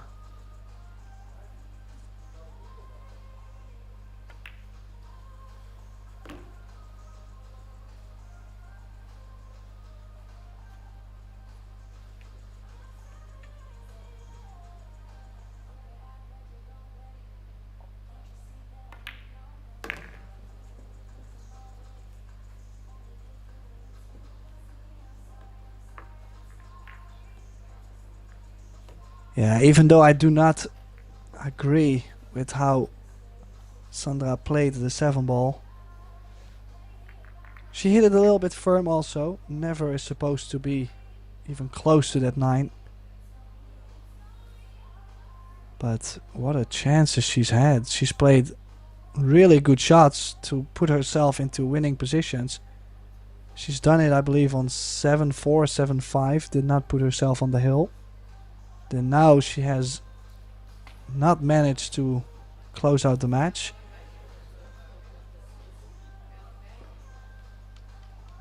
This is so shaping up to a hill match, but a lot will depend on this break.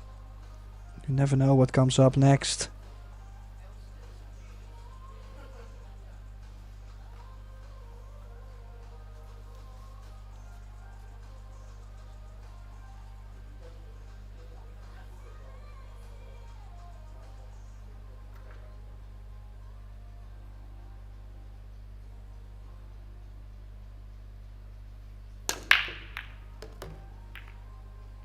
Yeah, good break. Does she get something on the 2? Yes, she has. 2 balls in. The 4 ball passing the break string, so that means it's a legal break. Legal break. No, but I understood you said illegal, so I was like, what?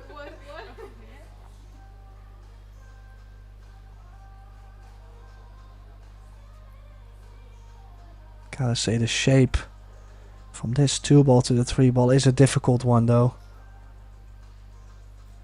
Might have to go around the 3 and try to lay the cue ball in between the 7 and the 8, but so sensitive, have to spin the ball.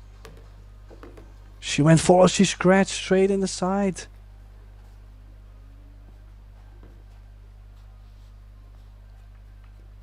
Now another chance for Baumgartner to get this done. 6 balls on the table.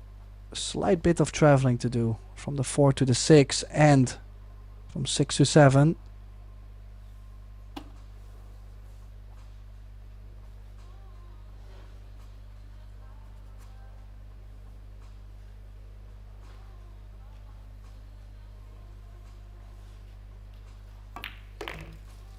Well, it ain't over till that one lady sinks.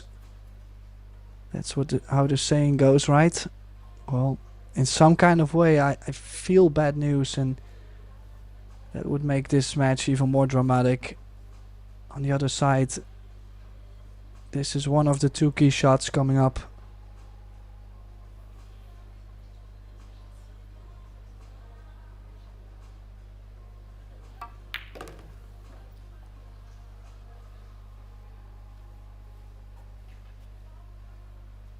Well, it's already started to be slightly in between.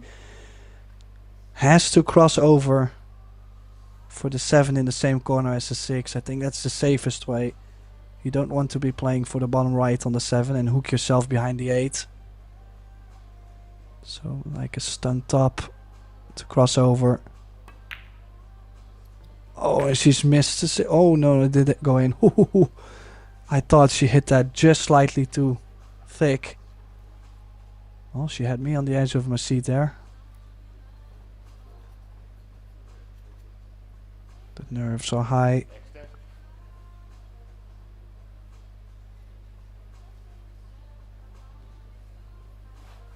And yet the cue ball will run 2 rails, so has to also navigate the cue ball still.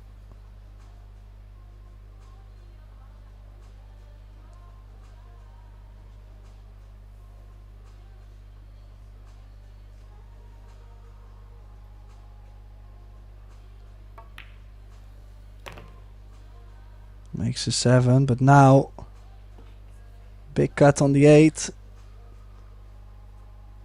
And it's a little bit in between. Not easy to hold the cue ball for the 9. But it's also not very comfortable to play a lot of speed with all that pressure.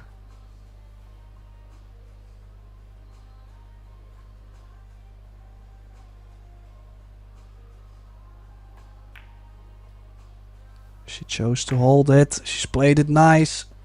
She is perfect on the 9. So this to make it to the final. Sandra Baumgartner.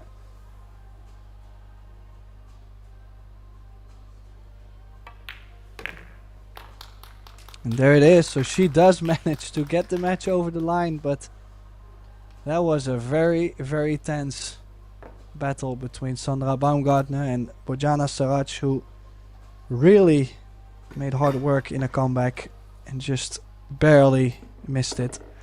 So it is Sandra Baumgartner who advances to the final, 9-7. And she will meet the German Ina Kaplan in about, 40 minutes. At 4:30 local Netherlands time we will have the final. So this was Tim de Ruiter. Thank you all for being here with me. And hopefully we will see you back for the final. What a match that's going to be. So be there or be square. I'll see you guys soon.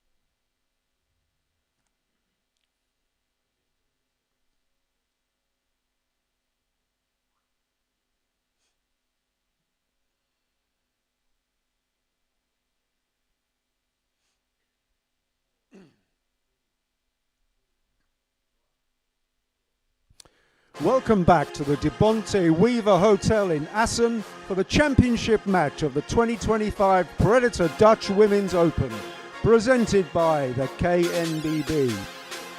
So let's introduce our two finalists. Firstly, she's number one on the rankings, looking for her 5th EuroTour win in 7 starts. From Germany, Ina Kaplan.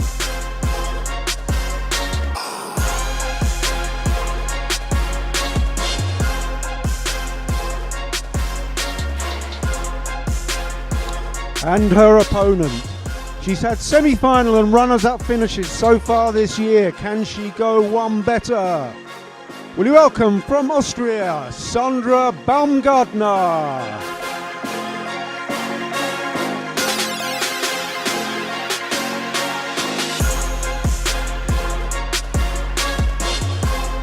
It's 9-ball, a race to 9, and your referee in charge of the action is Serdar Karadag of Turkey. Ladies, will you lag for the break?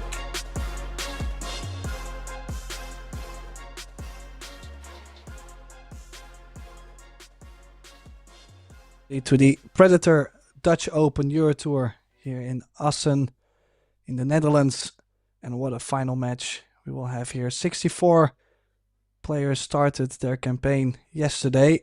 We've now reached the final between multiple EuroTour winner Ina Kaplan from Germany, and I think this might be her first time in the final of the EuroTour, Sandra Baumgartner from Austria. So very much looking forward to this final, looking forward to see what Sandra can do. And in the commentary booth for this match is a good friend of mine, Arya Sorabi, and myself, Tim de Ruiter, trying to go over all the shots. Welcome, Arya. Thanks, Tim, for that great intro. I'm very much looking forward to this match. I've had the pleasure of doing a couple of the matches of Ina Kaplan. She, in my eyes, managed to defeat 2 of the major title contenders, being Wendy Jans and our very own Tamara Rademacher. So for what I've seen from her, she is a handful for sure. Well, if she's going to break the balls like this, she's definitely going to be a handful. The game is 9-ball. It's a race to 9, alternating the break per 2 racks. So it doesn't matter who wins the rack. There's always 2 breaks per player. And there is a 3-point rule in effect. Well, we have seen 2 balls going in and 2 more balls passing the kitchen line. So definitely legal. And well, actually really good cue ball also on the break. And look at this shape right away, perfect shape on the 4. Yeah, you were bang on the money with in regards to the break there, Tim. As far as the cut break goes, with the 9 on the spot, it was a 10 out of 10.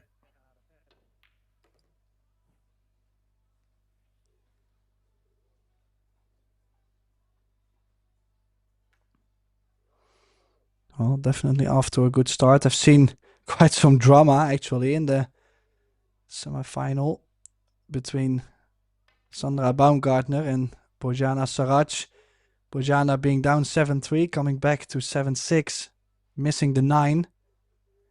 But just overall in the match, Sandra just starting to struggle to get over the finish line.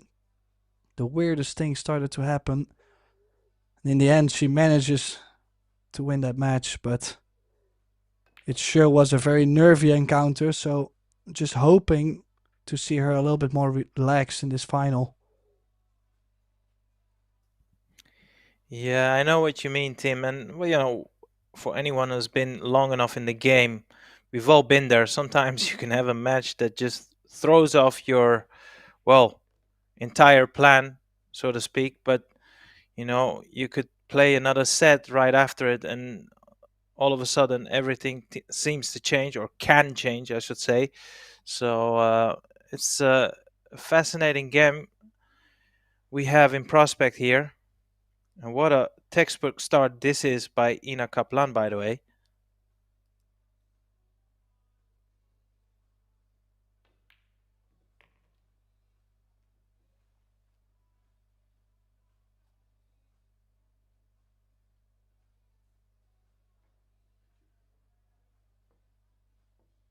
Yes, indeed. An excellent breaker run to start off the match with.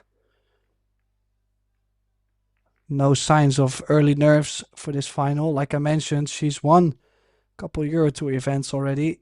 She's been playing a lot of pools. She plays in the second Bundesliga, sometimes first Bundesliga if they go up one or they drop the one down. I mean, they're always a little bit in between, but she plays against a lot of good players. She travels a lot to play.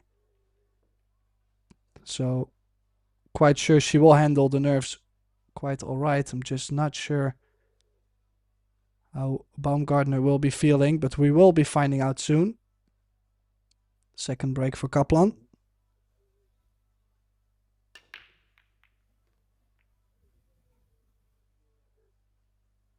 Oh, this time, slightly thinner contact on the break. Still manages to make a ball, and look at that shape on the one ball. She could be starting with 2 breaker runs in this match. You're totally right there, Tim. When you look at the layout, the opening shot is, I would almost go to say, unmissable. And also, there's no real problems at the table. She just needs to make sure she leaves herself a nice angle on the next ball. And like you said there, Tim, it should be 2-0. Off to a flyer. Yeah, she might have landed a little bit in between. Still should be fine with like a stun run to cross over for the 3 in the same corner. Could have worked to be straight on the 2 to leave the 3 ball in the side. She chose to go forward. Does that 3 ball go by the 6? I mean, she's lost the cue ball a bit. Ooh, she's looking at the putting angle for the 3 in the right middle pocket. This is very much missable. It's not what she had planned.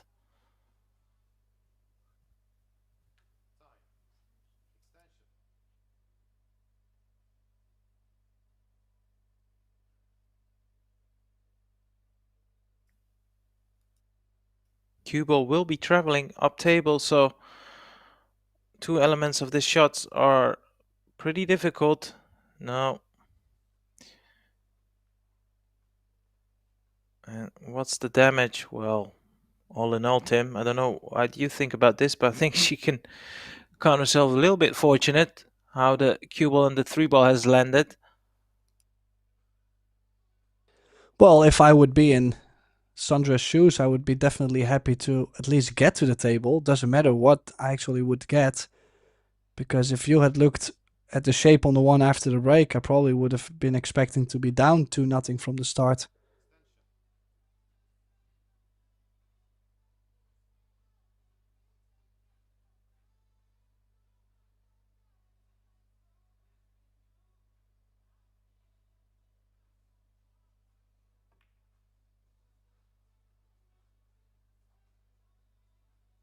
She was trying to get the cue ball to the bottom short rail. She ran into the side pocket point.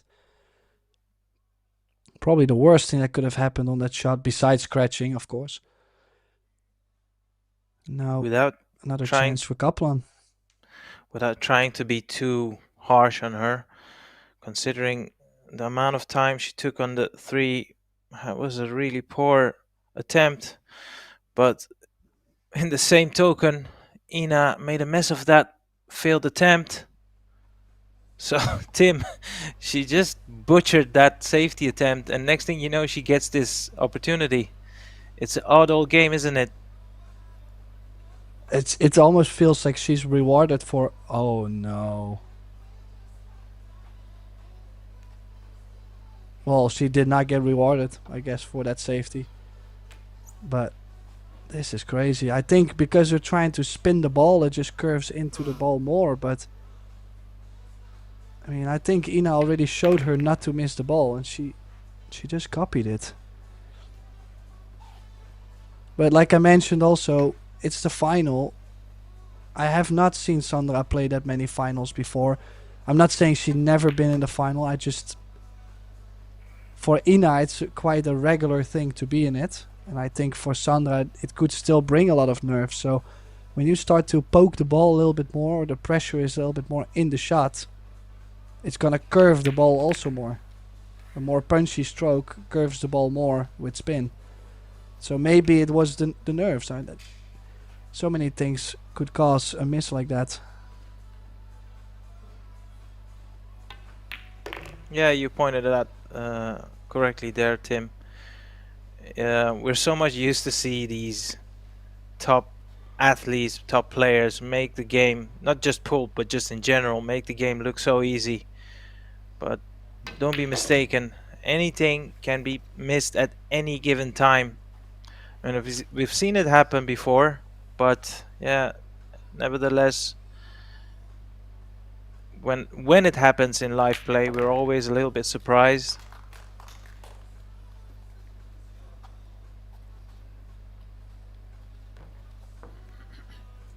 Well, But I don't think the words Ina Kaplan is off to a flying start, I don't think they count, because this was a little bit of a nervy wreck. But nonetheless, she does have the lead, 2-0.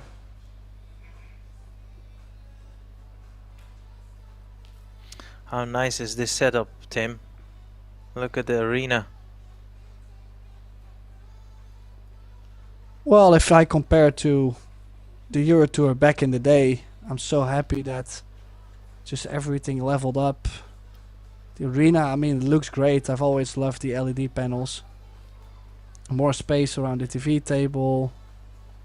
Quality streams. Like, I think just overall the event definitely leveled up. And I'm also actually considering playing a EuroTour next time. So, imagine coming out of retirement. Come on. You're not gonna leave me alone in this, right? Well,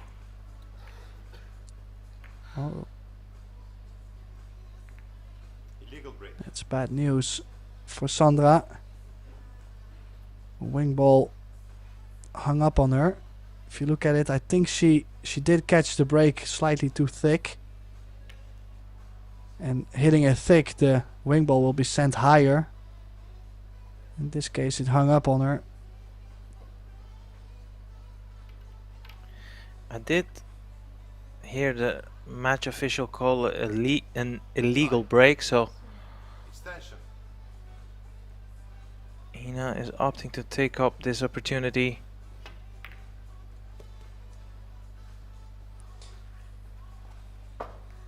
Yeah, I do like the fact that she took that one ball on. Acknowledged the fact that the 7 was going to help it in.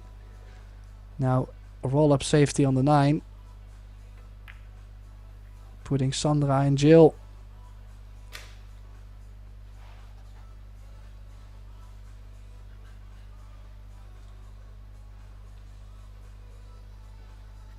Yeah, the winner of this match guaranteed 3,200 euros.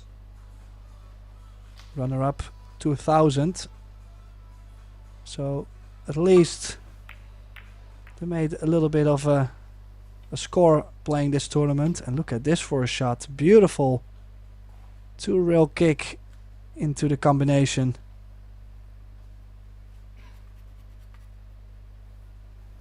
What a shot and the shape. Nice reward.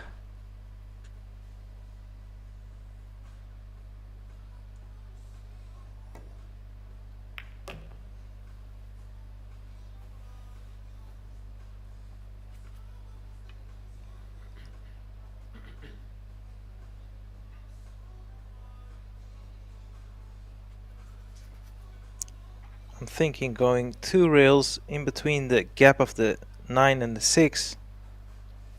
Extension.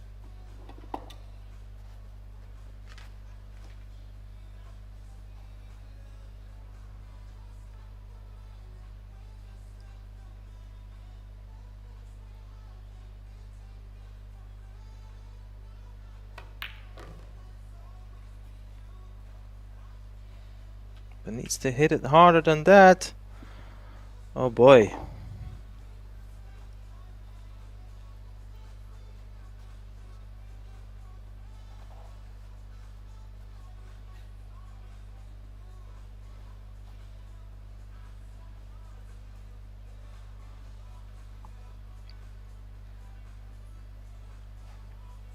Yeah, These are definitely lost the cue ball there. This is a tough kick. Time. Wide in the open, the 4. I was about to say, Tim, these are the type of errors that, you know, usually hurt the most. It's the self-inflicted damage that usually tends to get to you. If your opponent is breaking and not missing, yes, I mean, that also puts pressure on you, but there's nothing you can do about that. It's about your visits at the table that just tends to stick in the back of your mind, knowing full well that you should have done better.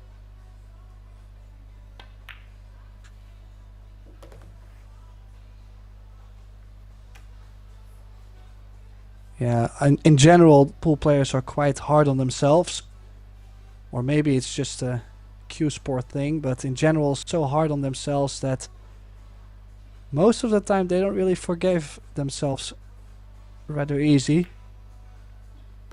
They like to look mad and complain. Or at least there's a bunch of them. Myself included, probably. So difficult to keep the mind straight after probably making a couple very easy mistakes. Those are the worst.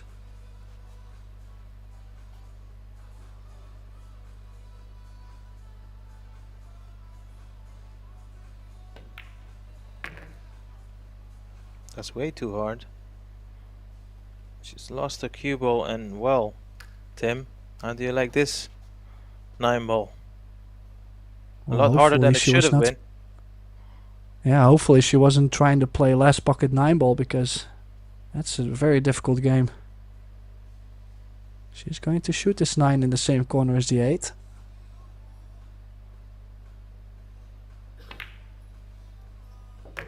Oh, nice and clean. She plays it well. Also took care of the cue ball there, in case she wouldn't make it.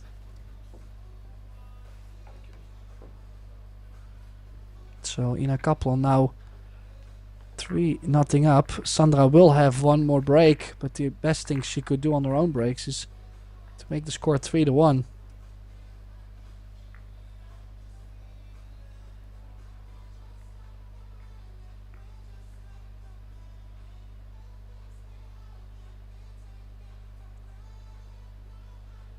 Yeah, Sandra definitely will be kicking herself. Losing the cue ball, getting behind the 6. Has to forget this though. Could still hang in the match with a good break and a possible break and run.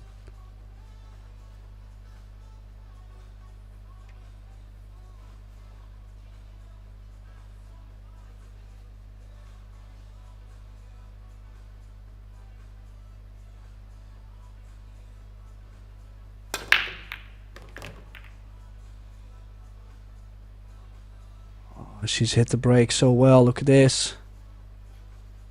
But I fear she wasn't looking too happy, so that means she's just not happy with the leave. She does make 2 balls on the break. Does she have to play the carom? Is she playing the combination, the 1-7 combination and the carom into the 9? I might like that. If you make the combo, the 1 is staying near the side. Well, if you make the 9, well, easy run out.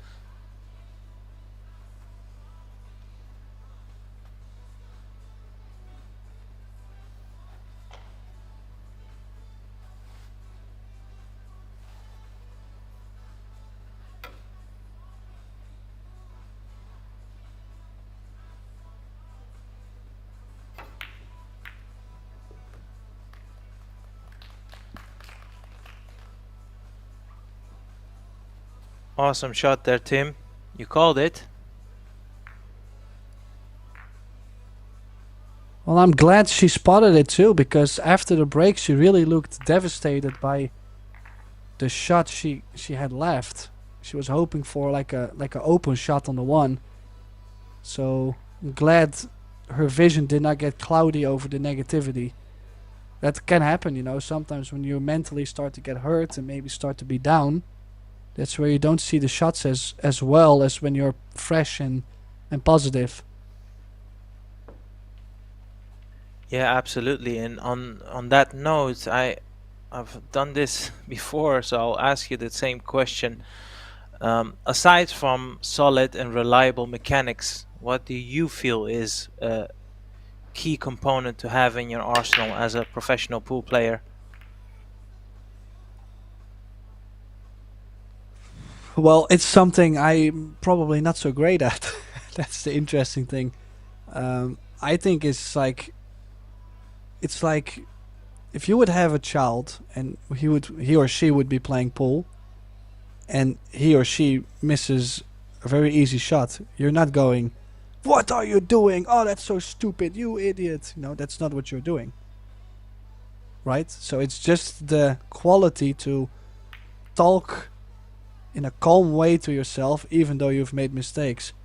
Oh man, I hit that slightly thick. Well, hopefully we get another chance. Instead of going, oh, what did I just do? That was so bad. Like that, just to have that quality.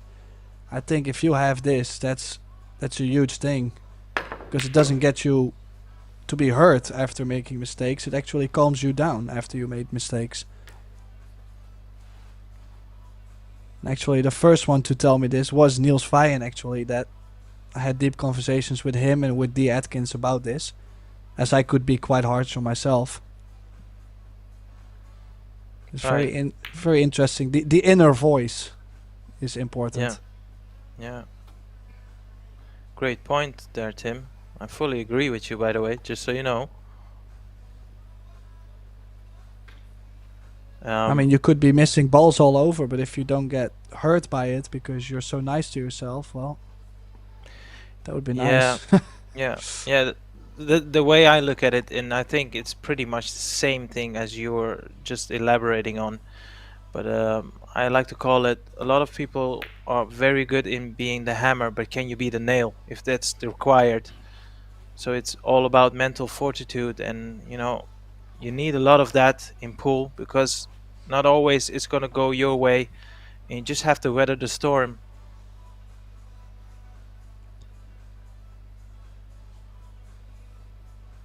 Yeah. Yeah, yeah. Oh. Oh, no. Just wondering, could she not have stopped the cue ball? To be on Yeah, the she floor? could.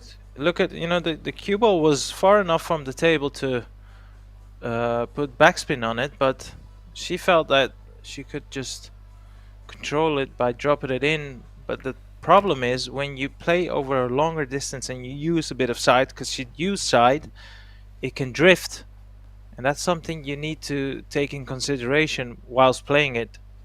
The softer you play it, the more time the cue ball has to grab the spin, and it can throw the cue ball off the line.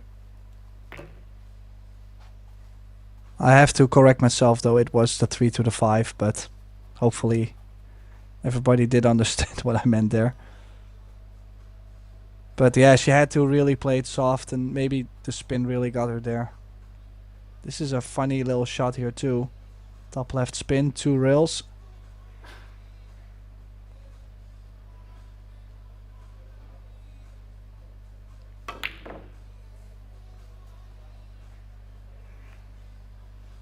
Yeah, like I mentioned, that was a really tough shot though. It's not it's not very impossible or in any way, but it's more that you're playing inside spin, it's going to curve, you're playing with a lot of speed, so if you catch any sides of the pocket, it's just gonna rattle. So everything is already giving it a chance to not go. Now if you realize that, it's gonna make it worse.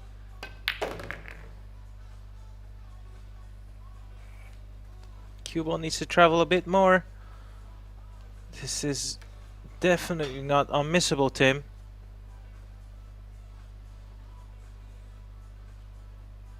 Well, the good news is she can let the cue ball go. She played it with inside spin. Wow.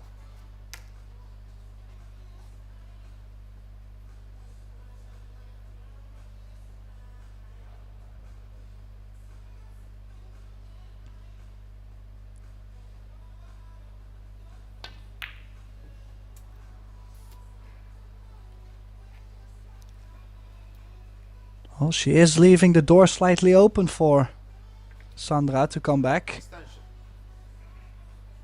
think it was a little bit tricky. Do you not think that she might have missed that because she was maneuvering the cue ball just in front of the side instead of maybe playing just a steady draw? Yes, yes, absolutely, Tim. And the thing is, we had that picture, right? We could see right down the barrel, and I felt like she just rushed the shot in her follow through. So it was a bit, I wouldn't necessarily go as far as to say jabby, but it felt like that. It wasn't as smooth as some of the other shots she's just played prior to that.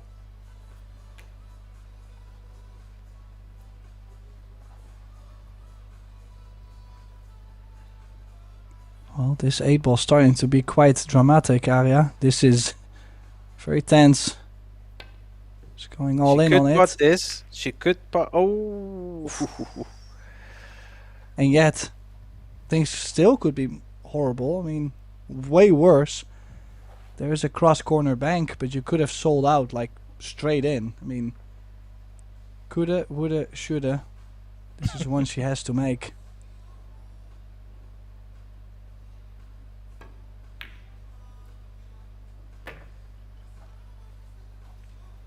But on that topic, by the way, Tim, a little while ago, you said, well, it's looking tempting to play one of these EuroTours. I can't blame you, man. It's honestly we get the opportunity to do commentary on these events. When you look at the setup, you just can't help to think to yourself, oh my dear, man. Never mind, I forgot what I was trying to say. I mean, goodness me, how can you... Surely that has to be considered one of the most straight standard shots on 9-ball. Yeah, but like I'm saying, I mean, there is definitely nerves involved. Like, they have been starting to miss very interesting shots all over the place. Something has been happening there, but I'm not thinking there is any other things going on between them. Maybe they have played each other 27 times. Could possibly be. But I don't think that these mistakes... I mean, I'm still surprised as well. She did land a little bit bigger angle, but... we just had that replay as well, Tim. It never even threatened the pocket. It literally did not even hit the jaw of the pocket. It was that far off. Well, the biggest difference I could see on that shot is the fact that she was playing a slight stun on it. Like, it was like a stun top, not like a topspin. And, well, because most of the players, they like to send that cue ball to rails. But certain tip positions also differ the angle on cutting a ball. If you're cutting a ball with topspin or with center ball, has a different aiming point. So maybe she... with the stun follow, for example, she aimed it just too thick. It's gonna grab the ball more. It appears But that she's... of course, I mean, it's she is at the table. Obviously, we are guessing from the screen, so obviously we're never gonna know. And I'm not the one gonna ask her after this match. It appears that she's taken a timeout, and I think it's at the right time because, well, you need to cool your head down and recompose because mistakes like that really tend to stick with you. You need to do whatever you have in your power to put that to the back of your mind.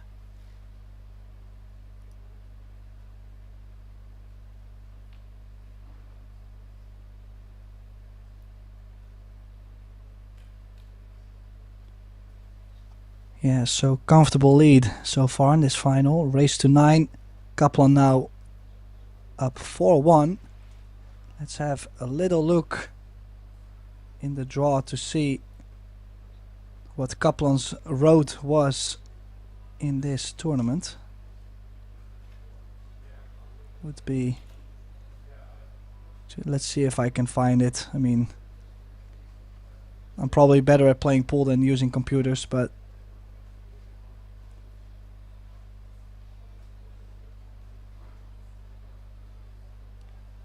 She might have. Oh, yeah, okay. First round, 7-0 win against Vania Franco from Portugal. Then 7-5 against Christine Veldman from Switzerland.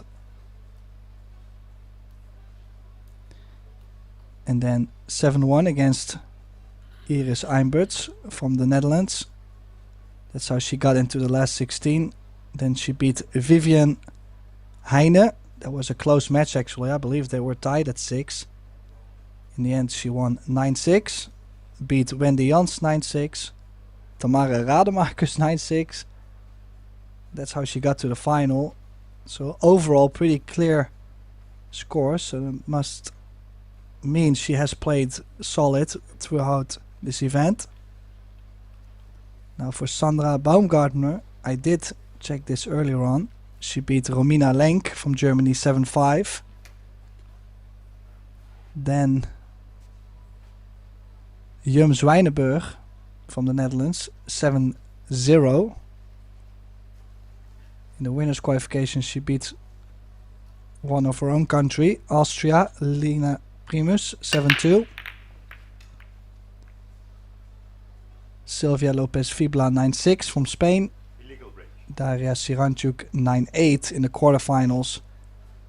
And then 9-7 against Bojana Sarac. So her road was also through the winners side of the bracket, but the scores were a little tighter. Now, what do we have on the break, Aria? Absolutely nothing.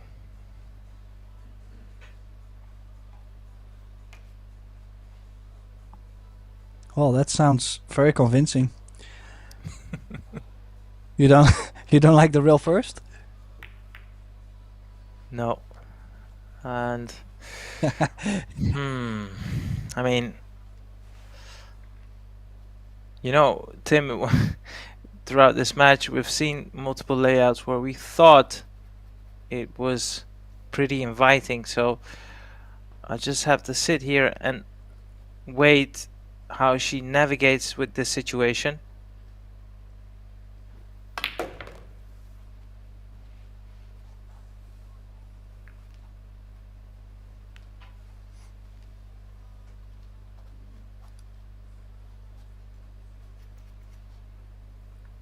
Not entirely sure whether you know what, the 2 might pass the 7, and if that's the case, she can play this in such a pace where she's got good odds to get it safe if she were to miss it. On and off the side rail. Awesome shot. Oh, nice cueing. I have to say though, Sandra, she has played on the tour for a long period of time. She does have a lot of experience. She did quit for a couple years, but now seems to be playing a lot more back again. And I just think that she does have the experience, knowing when to take a timeout, what to do to make sure she gets sharper. Obviously, she has been close with Jasmine Ushan, for example. So she really knows plenty about the game and she can definitely play. It's just she's been quite a bit of up and down in the last couple matches I got to see her. So if she can have like a good solid 10-15 minutes, we could easily be like 5 each. But it's not easy to every time to do that, to bring that up, you know, like she obviously took her time out already, so she won't be able to do that again. No, you're absolutely right there, Tim, and you know, I don't need to tell you, of course, but in 9-ball you can swiftly turn around things, but of course there's a couple of things that needs to be in order to do that, and one of them is taking your chances, not missing easy shots. Goes a long way, needless to say, and that positional shot there is already looking like, I mean, she can still keep this run alive, but needless to say, the positional shot was far from ideal.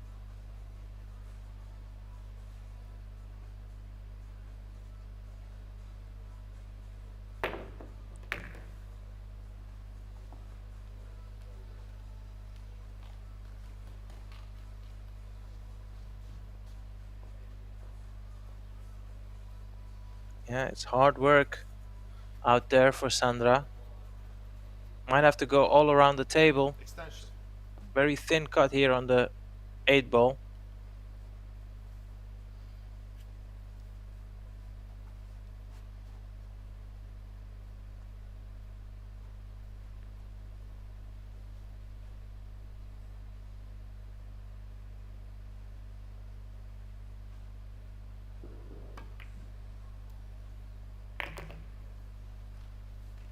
Wow. I mean, listen, she just took that time out. I do understand the break wasn't too great. I believe it was Kaplan's break still. But she does manage to get this run out. And like I keep saying, I really don't care how she runs out as long as she does. And she almost missed that time. You said you really don't care, Oh, but dear. honestly, Tim, there's no reason to rattle that 9. I mean, you cannot have it easier than that. What is going on? Well, I mean, also another point I've been pointing out. Listen, this is the 4th match for them, right? 4 races raced to 9.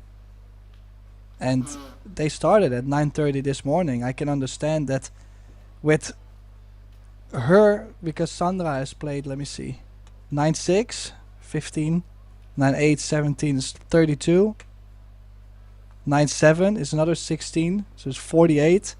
She's now on 54 racks today. I can understand that she's starting to be not so sharp. Like, to a certain point. Like, I can understand she starts struggling, maybe with concentration and everything. But she should be able to at least get like the 9 balls, for example. Well, don't want to be harsh on her. This is gonna work out well for her though. No, you made a great point there, Tim. Of course, fatigue is a part of the game, and she wouldn't be the first to, admit that she's feeling a little bit of fatigueness. But, the same thing applies for her opponent, and it's. Let me put it that way: if you would have asked the other 62 players that entered the tournament, would you be willing to play the final feeling very fatigued? They would still snap your hand off for that position to be in. Yeah. I mean, you're asking me how. I tried to deliver. No, it just. I could understand she's tired. It's always long days, these events. You don't get too much breaks because back in the day, the EuroTours, they always had 2 separate semifinals. So there was always a break. When you go into the semifinal, you always had a break. And then, like, depending if you had the first or the second, you always had time to recover, get some food, maybe go outside, have some fresh air. And I don't feel like these players have had that much in the format it is right now. So sure, this is gonna be more of a marathon for them. Yeah, nice inside information there by you, Tim. And I do agree with you. Getting a little bit of fresh air does wonders to your body. I'm definitely one of the type of players that when I'm in a tournament, as long as I'm not due to play, you won't see me hanging around in the venue. I'm always looking to, keep the legs active, go outside, and basically do whatever except of staying at the venue. So yeah, I can see the point you were making there. And exactly, like, it's kind of funny because now, after the timeout, yes, she struggled a little bit with that 9, but usually the first game is always a little scary. But then now, when you get the job done, she's now starting to find some kind of rhythm around the table. Now, please, don't do something funny so I look ridiculous. But I'm more saying, well, you just never know. I mean, but I'm more saying that now suddenly she is in the position where she could make it 4-3. Yeah, absolutely, Tim. There's no reason not for her to clear the table from this position. And you know what? And I think you're probably gonna agree with this. Sometimes when you miss a shot, almost miss a shot, because she clearly did not miss that 9 ball, it just tends to sharpen you, because from deep down from inside you just know, come on, I need to do better. There's no reason that I have to rattle easy shots like this, for example. They have to go in without you even expending any amount of energy on it. These are straightforward shots for these players. Yeah, maybe a little bit on autopilot, but in the end, I mean, we were a little bit worried about Sandra. I'm not worried any bit right now. She's now 4-3. She's looking a lot better than she has overall in this match, so she did step it up after that timeout. And we might have a full match on our hands, which looked to be a little bit one-sided possibly for Ina.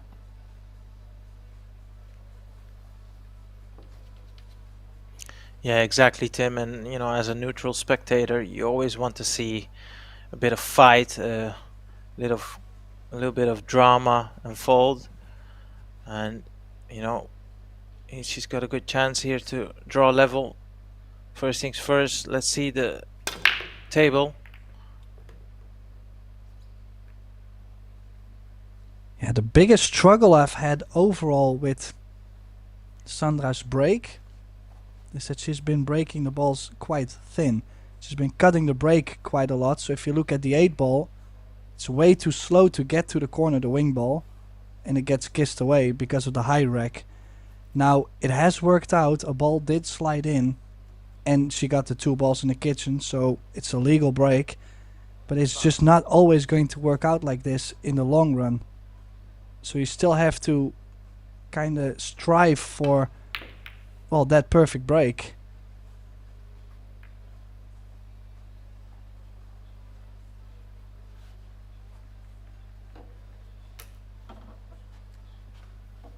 I suppose the only good news for Sandra is for Ina to run out in this particular inning. There's a lot of pinpoint positional shots to be played.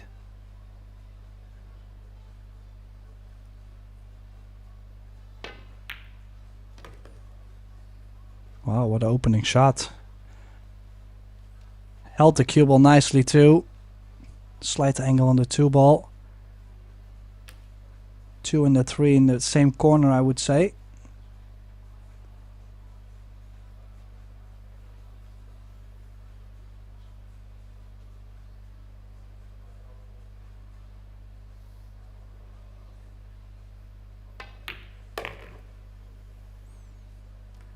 Well, she's definitely gonna be using that 8. It was a little bit of a tricky position.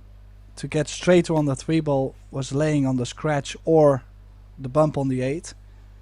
Now, if she manages to make the 3, is she still able to get on the 4, or does she have to play the bump on the 5? Yeah, I was about to ask you. I said, is there any value to try and run into the 5? Well,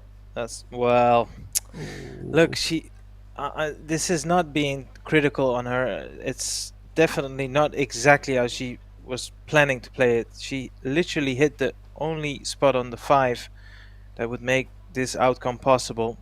Any other sort of contact with the 5 and she would have been in prime position, and it's a little bit unfortunate really on her side. Well, the other thing is too, they are also realizing that problem was there, which I've also, obviously we all see players all around in your local club or anywhere. We see players that just pocket the 3 ball and hook themselves behind the 4 and then complain about, how did I get hooked? Right? She really acknowledged the fact that the 5 was playing pretty big there. Just the bump just did not get it. Well, that happens.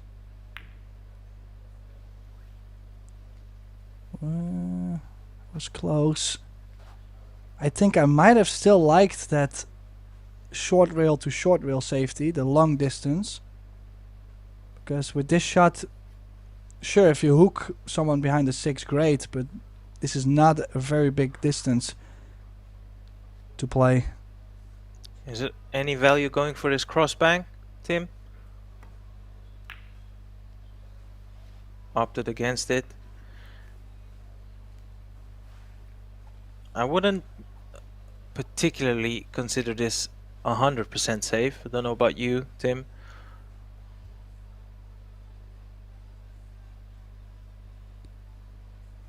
I kind of like the safe. I mean, the cross bank, I think the cue ball was just going to run too wide. Now I'm wondering about, she could have played the kick and stick, sending the 4 ball over. I think it's easier on the speed, kicking behind the ball.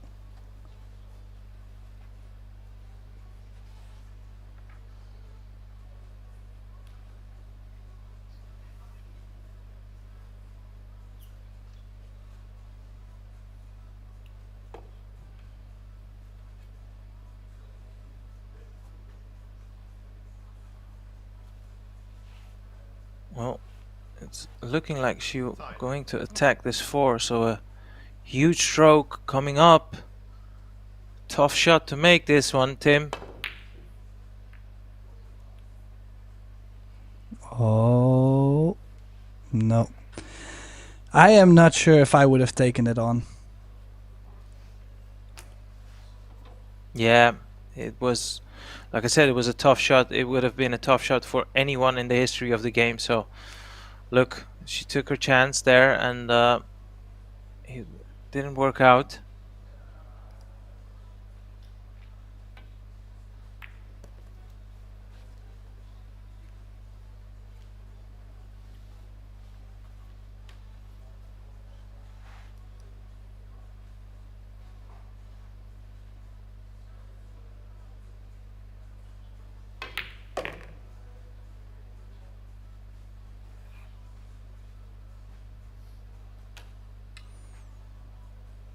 Yeah, I don't know. It was a difficult shot. The main reason why I probably would not take it on is you were just doing really well coming back in this match. So maybe a good safety would have given you another good opportunity to get it 4 each instead of taking the risk.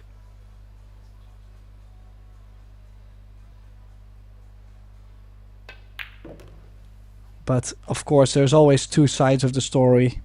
And in the end, she took her chance, like you said. It will be Kaplan with a 5-3 lead. Still, if I would be in Sandra's shoes, I would be very happy actually with this scoreline. Because first she was down 3-0, 4-1, and it really did not look too great for her. She struggled quite a bit, and now she's completely in this match. Yeah, you're right there, Tim. 2 frames, 2 rack deficit is definitely not unsurmountable, so just needs to keep positive and keep at it. Nothing to panic about so far just yet.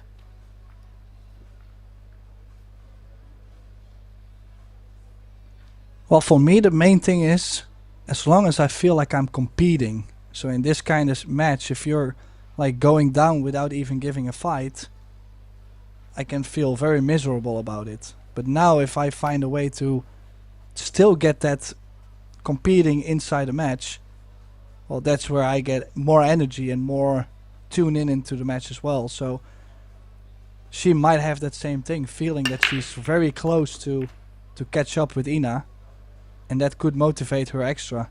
Illegal break. Like this, for example. This is going to be a legal break.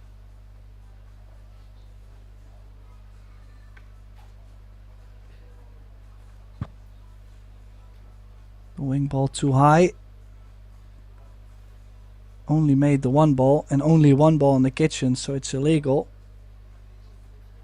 And look at this for a layout. Just a 6 ball is quite worrying. Do you have any plans to solve the 6, Arya? It all depends on what type of angle she leaves herself on the 5. That's going to be the key shot for me as far as where I'm looking at this rack. But you are completely right there, Tim. It's the key shot, it seems.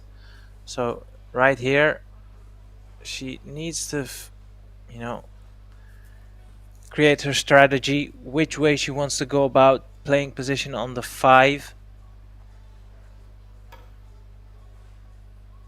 I mean, in worst case scenario, she could always opt to play for the 6-8 combination. I can only presume the 5 ball passes the 8. Yeah, it does. So she's looking to top this one, go past the 6 from the left side. Well, from this angle, I might like to lay myself almost straight on the combination, right? Like if, or maybe run into the 6 softly. Well, she did go your line, but I just think this 6 ball is going to be so tough to also get on the 7 after. This is tough. I don't like the side pocket on this.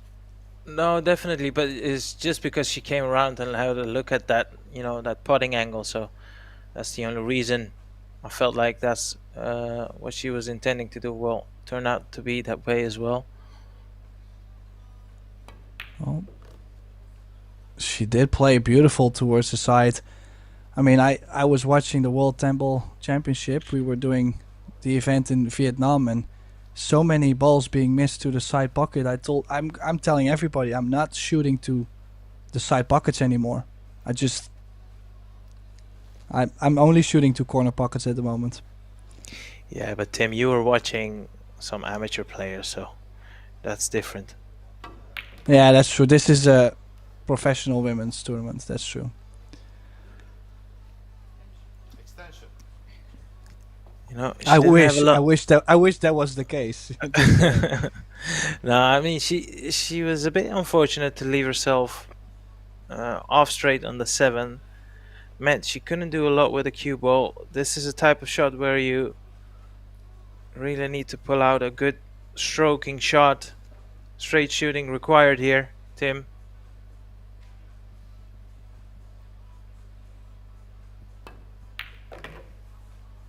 Oh, looks good. How is the shape? How is the speed? I have to say, she's missed one like this before. You can just only her expression, her whole attitude around this shot not ending up like she wanted to. That does give me a little bit of a scare, because that means she's already thinking about the one she's missed. This is for 5-4 though. This is to stay in the match. We'll know before her whether this goes in or not. It's in, Tim. Nicely done. And the cue ball stays on the table. Good shot there, Sandra Baumgartner. Pulling one back after the illegal break from Kaplan. And that was a very difficult run out. Don't forget this.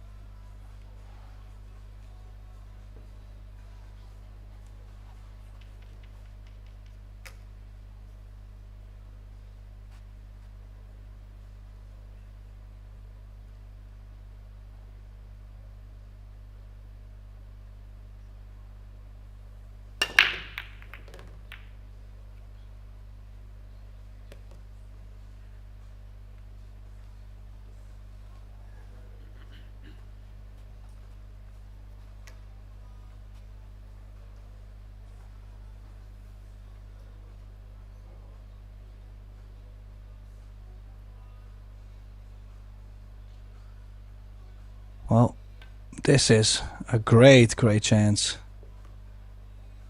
Look at this for a layout. If I could break the balls just like that. This is the kind of break I would like to see. You can, Tim. I've seen you do it multiple times, so don't play the humble card with me there, buddy. No, I'm just saying she really hit him great. I mean, there is nothing we can add to this rack. Like, she's gonna play center table for the 6, straight up for the 7. I mean, I'm not gonna jinx the whole match, but if someone starts to break the balls like this, that's a very dangerous sign for the opponent. Absolutely, Tim. It's all you can wish for. Break is good and get a layout like that. Just connect the dots.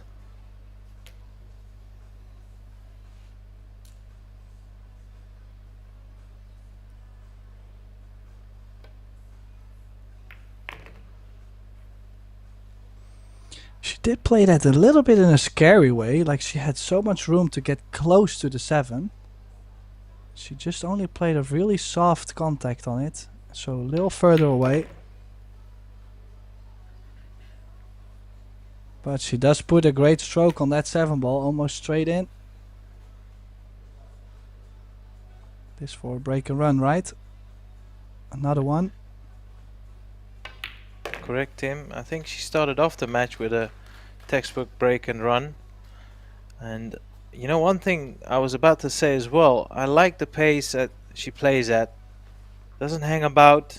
Just, you know, some of the shots obviously require a bit more thought and care and attention, but when she's in stroke, she just gets on with it. And well, you see in the replay a lot of good shots performed by Ina Kaplan.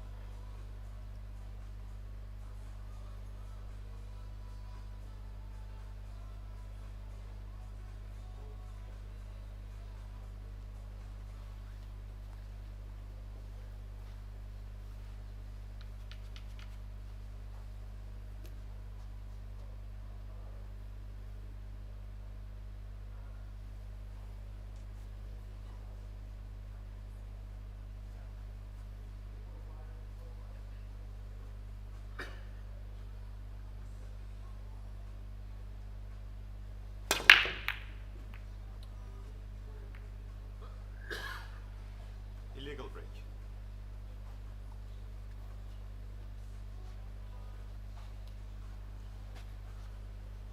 Yeah, we've seen, or I have seen just too many different kind of breaks. The hit on the break just not as standard.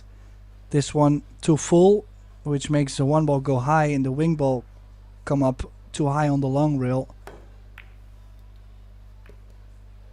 So it's nice to have it full to have a nice big spread, but not too full because you need to make balls. And if you hit it thinner, it's easier to make balls, but it's easier to be illegal.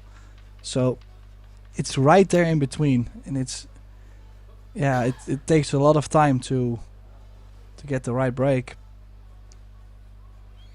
Yeah, absolutely. Good point there, Tim. And you know, just on that topic, well, we see a nicely executed jump shot there by Ina. There truly is an art form in breaking consistently. Even though it's a break, I'm sure both of the ladies have, you know, practiced for thousands of hours, and still it's never 100% locked in. And that goes for many other pros as well. It truly is an art form to break consistent. And even then, so you're not 100% guaranteed to see the next shot, of course. Well, the most annoying feeling I used to have with this format is whenever you broke illegal. So I've always been trying to work so hard to make sure that at least I would have legal breaks.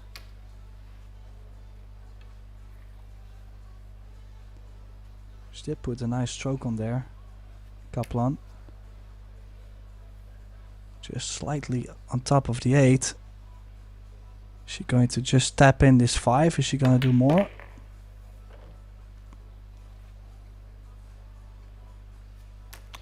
Yeah, I'm not surprised, Tim.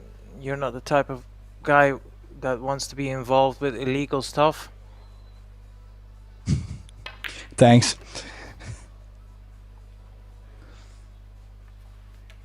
Meanwhile, another clearance looking to be on the cards here by Ina after that break and run.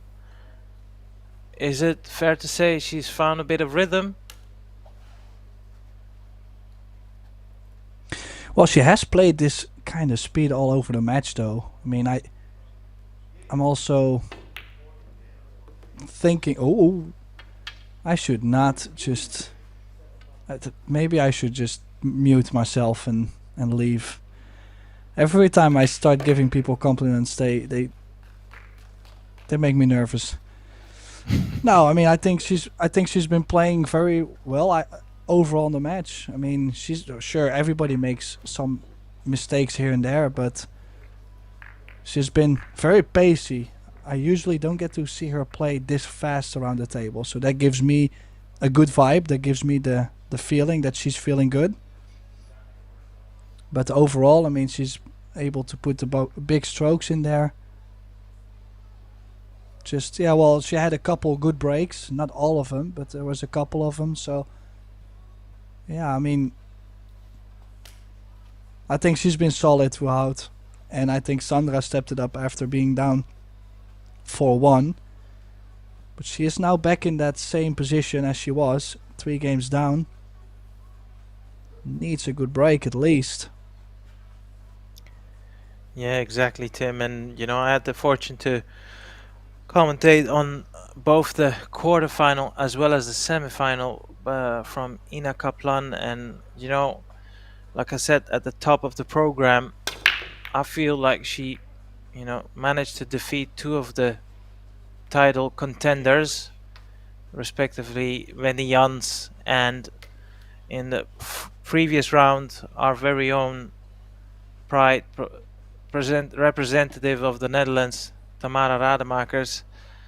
So, you know, whatever happens in this final, I'm inclined to say that the one word that comes to mind when, you know, trying to describe Ina Kaplan's performance throughout this event, it's very solid. Yeah, that's also the point I tried to make earlier on when I described the route to this final. I just think that she had like solid 9-4 to 9-6 results. Like nobody really got close to the hill. And sure, it was a battle probably, but it's not like she survived 3 hill matches to make it to the final. No, she did it in, well, a clear set.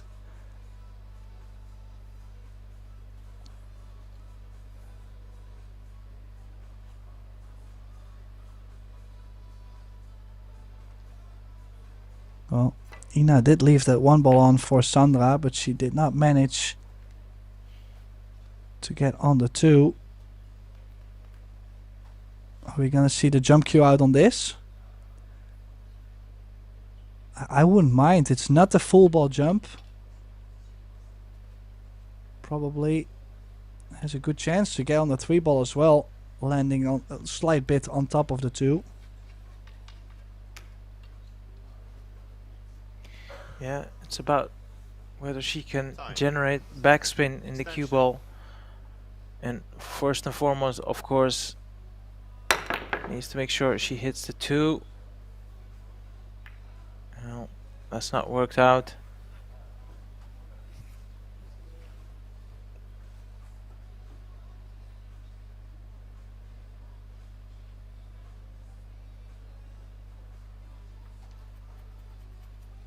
Could you imagine, Tim? Look at the replay. That 2 ball just barely missed the 7 ball. If it would have made contact with the 7, it would have been safe.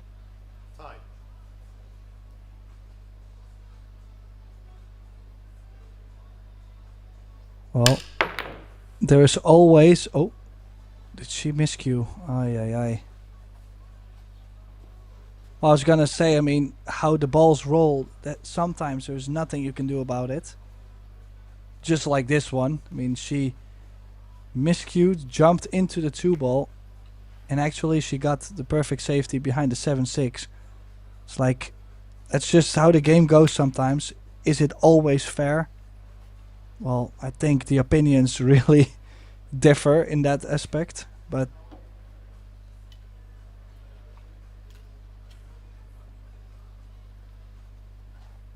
I just hope for her sake that her tip is not damaged after that shot.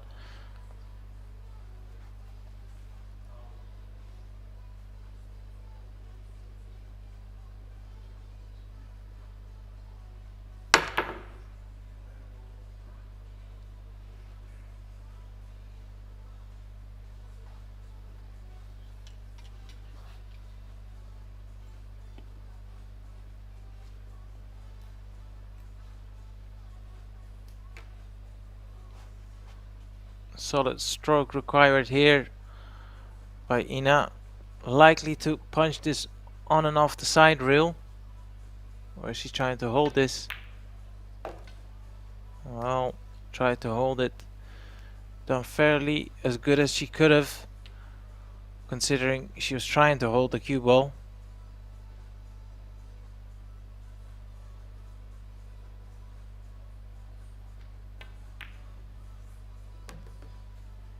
oh, That's look at the in. cue ball. How could She knew it. She knew it at the right at the moment she hit it. You could tell.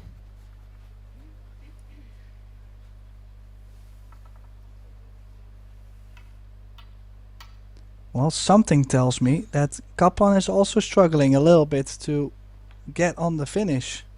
Or near the finish. I mean, she could have arrived at the hill at least. And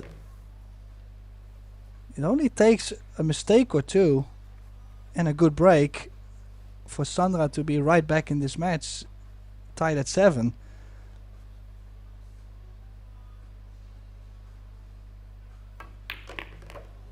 And I like when there's a bunch of tales to the story, so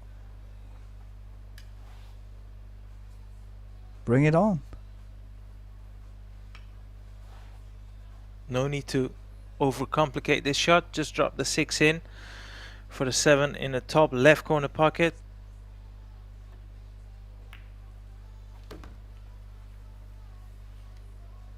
And I think she's left herself an angle to work with. Or has she? A little rueful smile on her face. Maybe it's a bit straighter than she would have wanted. Well, then still float it in, take a slightly longer 8. Just give yourself that slight angle to softly stun the cue ball off the rail. Play the in-between like pocket speed. You don't want to force it too much. She might have called the extension on this. And well, she looks quite nervous, honestly. Well, look, that's the fun part of our job, isn't it, Tim? I actually feel you said you specifically used the word nervous. To me, it looks like she's exhausted. I'm looking at a person that is well and truly battling the heart out there, but she, you know, her face is like, it looks like someone that is just, you know, exhausted. Empty. Yeah, that's the vibe I'm getting looking at her body language. But nevertheless, she geared herself up, did the right thing, made sure of these two, you know, crucial pots, and she's still in this match. As long as her opponent doesn't get on the hill, there is some wiggle room for her.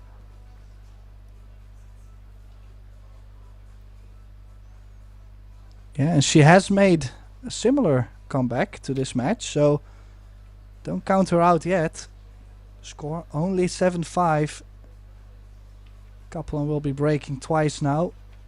So the only thing Sandra has to pray for is to get a couple opportunities. It starts with the break, of course. Usually the biggest opportunity comes after the break, if not successful. See, thin one on the break again. Illegal break. Well, illegal. She'll be right back at the table, Kaplan. But this at least is going to fire Sandra up because she knows she's going to get back to the table. Exactly. At the very least, she'll have some sort of a option presented to her. Might not be a straightforward shot, might have to jump even, but sure beats sitting in your chair watching your opponent clear the table.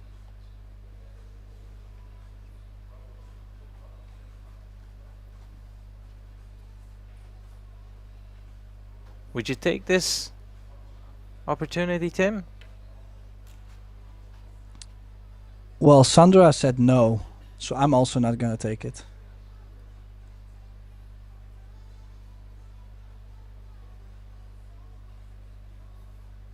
Hard to see. I how just she think can play this is safe. this is so close to the rail, easy to catch the double kiss, and also difficult to bring the cue ball all the way back down table. I have to say, with a couple bumps here and there, things have worked out. But I don't think it has been a full safety, full snooker on the one. And this is No, quite high most- percentage, bring the cue ball 2-3 rails down table. Yeah, the figure of 8, as we call it, off the right side of the one.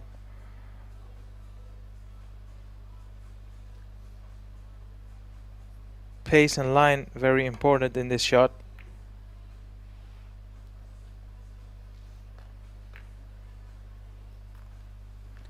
I have to She say left I'm the quite cap. impressed with how thin she hit that one ball. I was looking at a quarter ball hit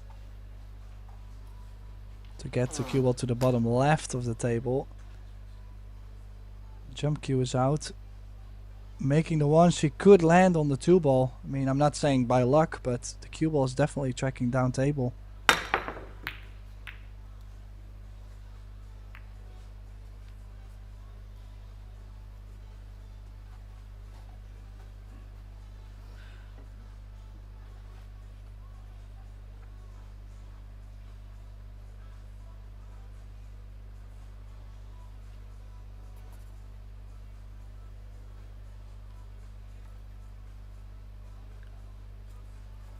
Is there any value to try and play safe, or what are you thinking? Well, you are probably looking at the safety behind the 5. I think she was trying to go aggressive there. I'm not too sure about this. For a second I thought she was playing this line to bring the cue ball underneath the 2. She looked to be going very aggressive. Now this is also one of those shots I am not too excited to play these kind of shots. Scratch is quite a bit on. Well, She's overcut the 1 ball. I do not understand what I just seen and there. she's been fortunate. I can tell. Look, we're not looking at the table, but you you don't have to be a genius. When you look at Sandra's expression, you could tell she got away with it, and that's been, well, I say fortunate, but honestly, Tim, you would tend to think any sort of contact with the 1 and it would drop, except for that one.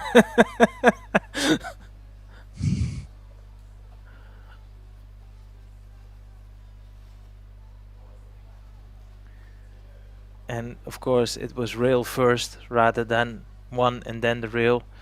Yeah, she's sitting in a chair feeling maybe a little bit unlucky, but honestly, Tim, I don't know what you think of it, but that was not a hard hit. Not at all, actually. Well, you have to consider the circumstances, I would say. I mean, listen, it's the final. The shot clock is there. You're tired. You feel maybe a little bit rushed. Your opponent is slightly fortunate not to leave something, and then now you have to kick that ball. I mean, I can understand to see people miss that ball. Especially if you're rushed, if you cannot take plenty of time. These shots, they look rather easy, but seem to turn to an interesting way.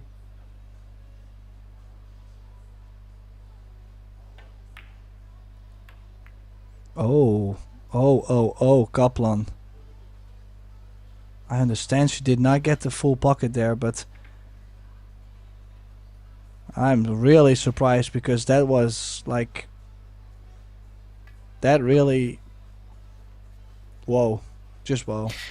Well, initial thoughts. I was about to say that 7-8 is something that Sandra needs to address, but maybe she can play the 6 onto the 8-7 and still pot the 7. But it's an adventurous route to take. Well, that's a nice Yeah, I little like this a lot delicate better. shot. Yeah, delicate shot that was.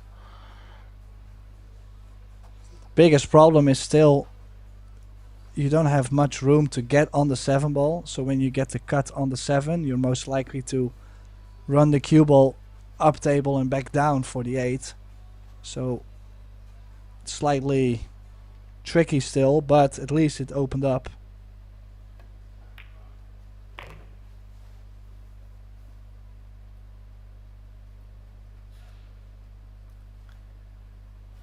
There is a bit of risk involved in this particular shot, but she's got the chance here to let a cue ball run into the 8 and maybe disturb the 7 and the 8 a little bit more and try to play position on the 6, but there is risk involved in that shot. Doesn't have to play that, of course.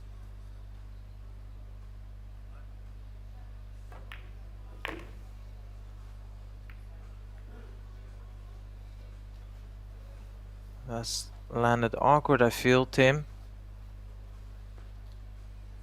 Yeah, well, her facial expression basically giving away what the outcome of that particular shot was. It was an aggressive shot, but like I said, there was no way to guarantee it would turn out ideal.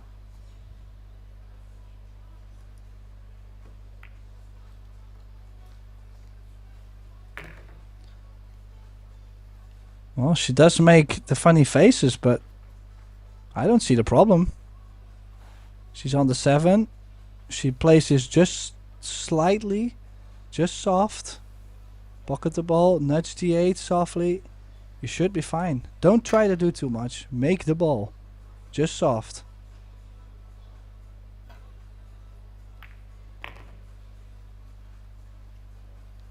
This is a chance to make 7-6.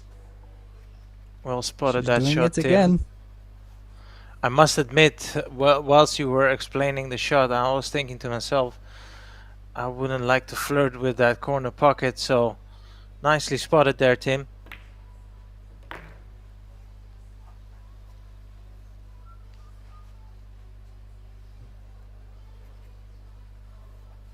Gearing herself up.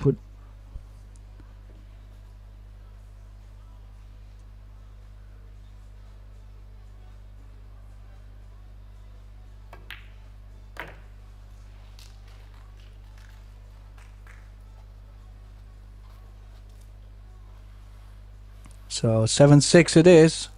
Now Kaplan taking the break. She is also feeling the fact that Baumgartner is making somewhat of a comeback. Coming up with good shots. So Kaplan has one more break. Obviously trying to slow down Sandra a little bit.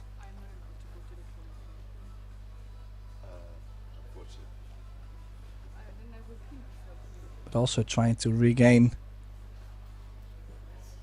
focus for her own break, of course. Not too sure what Sandra was asking there. Unfortunately I don't have the sound on that. Maybe you did, but No, I'm not so sure. Maybe she asked the referee whether she could order a pizza, but other than that, I have no idea.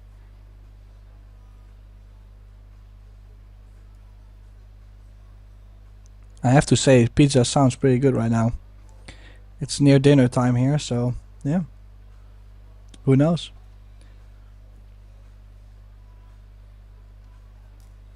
So, in the meantime,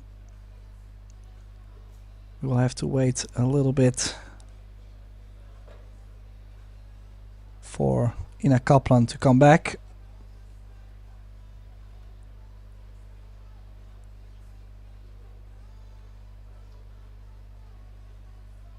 like I mentioned. First prize 3,200 euros, second prize 2,000. So they are playing for quite a difference. I mean, for the Sunday of playing pool, it's not too bad if you would say so.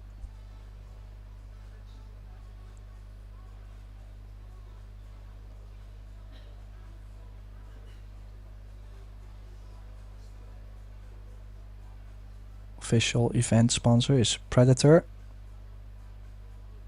Other sponsors, as you can see on the LED panels, this is ran by the IBPF and IPB at the Bonte Wever in Assen in the Netherlands. Sanctioned also with the WPA. Kamui is one of the official sponsors, just like Aramith and Iwan Simonis, Cloth and the Balls. And what a match we have. Twice in a row did Sandra Baumgartner find herself down 3 games. Or maybe even 3 times. 3-0. Is that true? I think it's true. 3-0, 4-1, and now 7-4. To now being 7-6. This one could go all the way, just like Sandra's previous matches.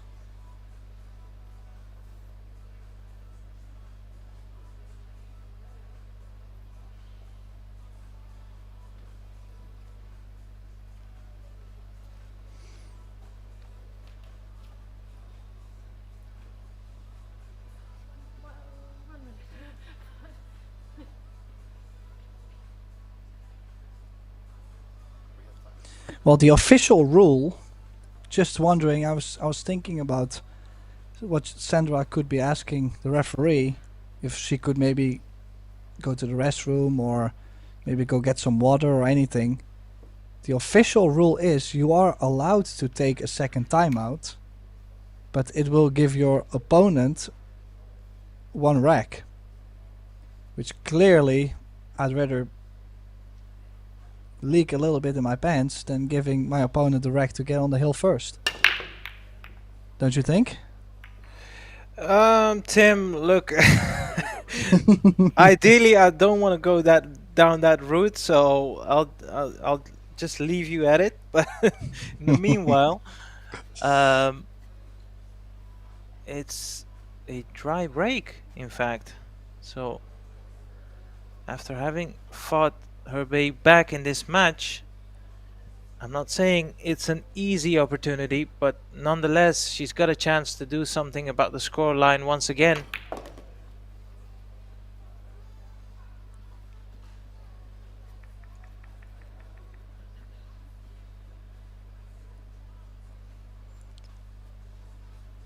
Yeah, well, the 2 and the 3 in the same bottom left corner.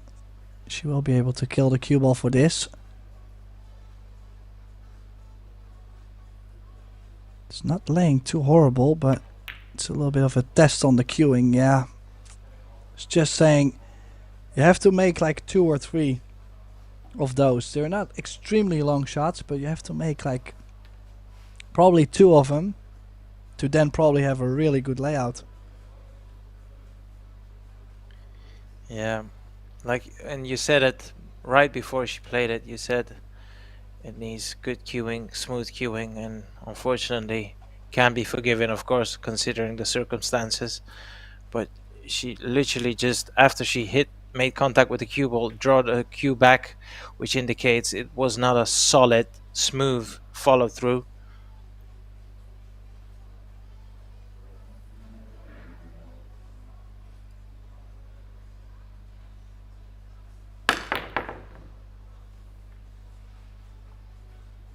Oh boy. That was a great attempt there, Tim, but unfortunately, close and great attempt don't mean a whole lot in this game.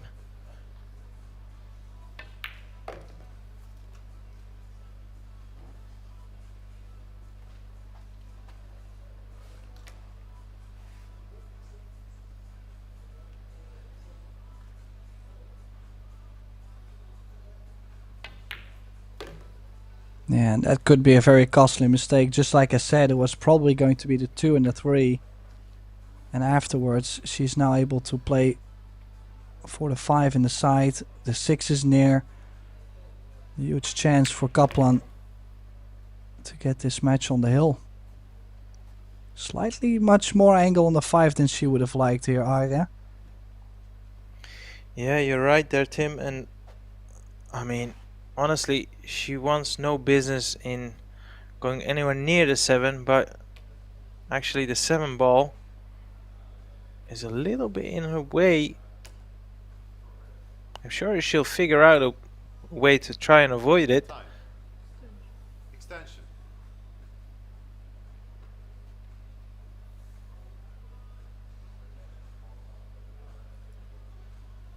While cutting it to the thin side of the side pocket gives her a different angle, but this speed was super scary.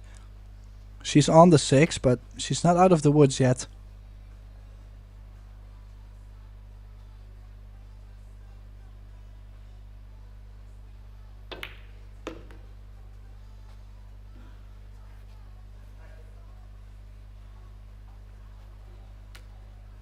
It's a brutal old game, isn't it, Tim? That jump attempt on the 2 was very close indeed, but unfortunately she did present her opponent with a chance, and it's looking like Ina will re-establish herself in this match.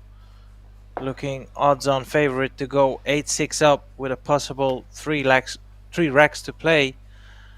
And, well, a point of no return for Sandra after this.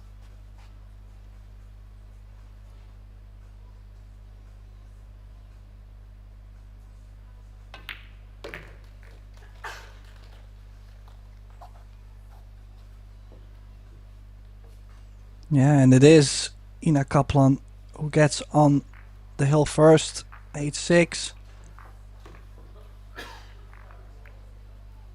What a chance Baumgartner just missed. But we've already seen a couple comebacks from her. Who knows? She's only 2 games away from making this a hill thriller, and why would we not be able to see that?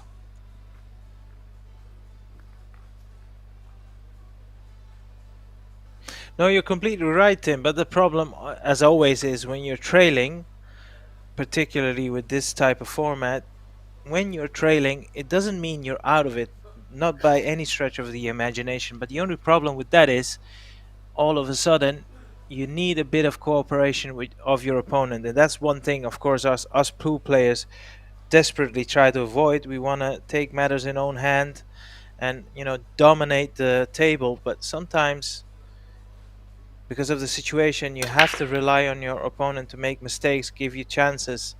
That's something that sometimes is just, you know, too little too late.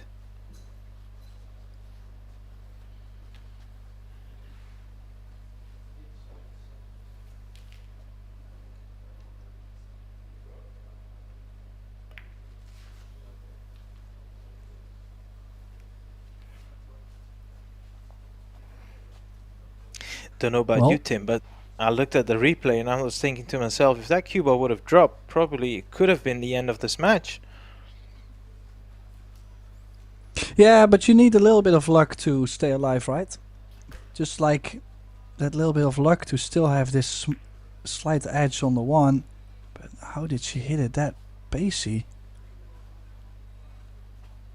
She's left the 1 ball right in front of the side for Kaplan to, well, I'm not going to say to get lucky, to either play a great shot or maybe bump a couple balls and still end up on the 2 ball.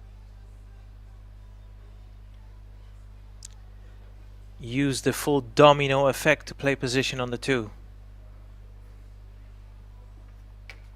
Time. Off the 4 ball, off the 9 ball, off the 5 ball and straight in. Sounds like a plan. No, probably off the 4 into the 5-3. That is a very possible happening.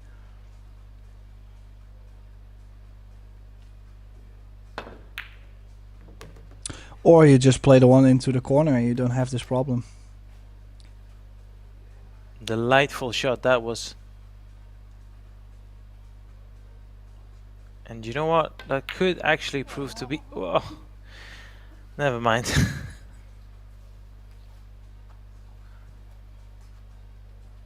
Oh, you can see the disappointment in her face. The one ball was such a great shot, and I genuinely felt that she created a golden opportunity to kill this match off, and then, well, the two ball was in comparison a bit easier, failed to pot it, and now Sandra has a chance to still keep this match alive.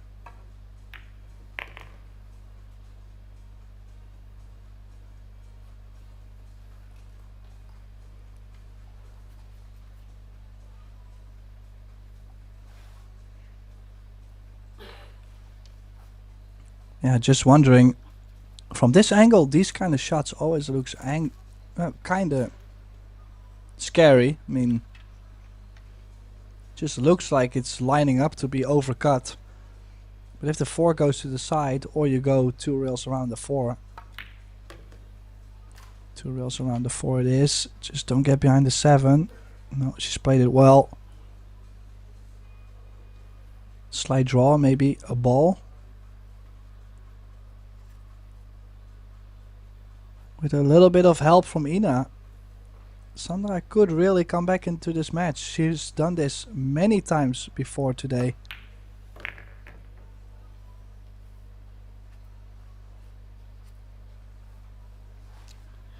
If she wants to use only one rail, she needs to hit this smooth. The harder you hit this, the more likeliness that it could go wrong. Smooth stroke needed.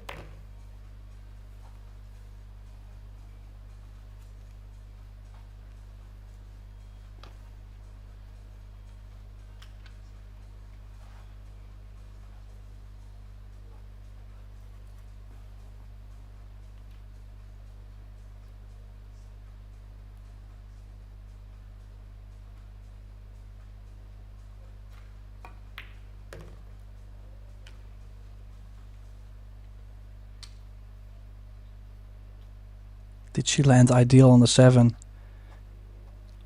Well, I wish I could tell you. Well, yeah, she has. Nice angle to go a bit closer towards the 8 ball without having to use a rail. So that can be considered as perfect position. Although, I don't know about you, Tim, I would have preferred a bit of an angle on this 8 ball. It looks pretty straightish, so this is a very touchy-feely shot. If it's straight, a straight screw back. How was the speed? Yeah, overscrewed. Overscrewed. That's going to be in the middle for me. I would take this in the middle, not in the corner. But she's not even looked at the middle pocket. Maybe no. I'm not cutting this to the middle. I cut this to the corner. Extension.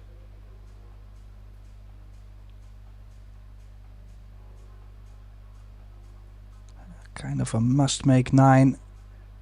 She's gonna get distance on it, but she's missed it. At least she's left the distance. This is a shot for Ina for the title. You know, the real problem, Tim, needless to say, it was the 7 to the 8. She could have done a bit better there. And this is for the win.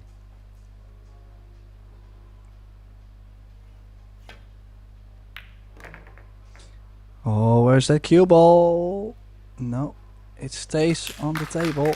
So that means Ina Kaplan is our Predator Dutch Open champion, beating Sandra Baumgartner 9-6 in the final. Congratulations, Ina.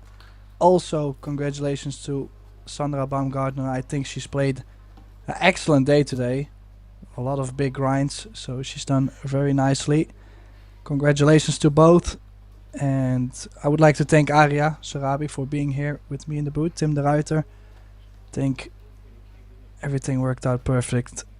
And our champion, hopefully she'll enjoy the title. I mean, she's done a great job.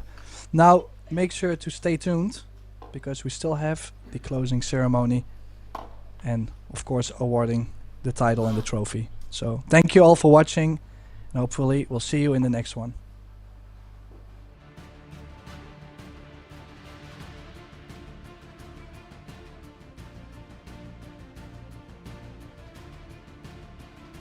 It's time now to present the trophy for the 2025 Predator Dutch Women's Open, presented by the KNBB. Firstly, let's welcome our presentation party into the arena. The president of the pool section of the KNBB, Mr. Krijn Sherman, and the sponsorship manager of the Predator Group, Mr. Huji C.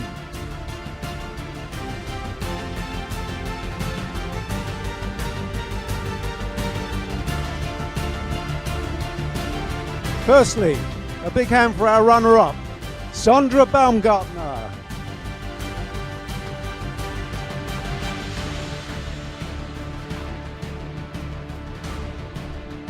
But your winner and 2025 Predator Dutch Women's Open champion, Ina Kaplan.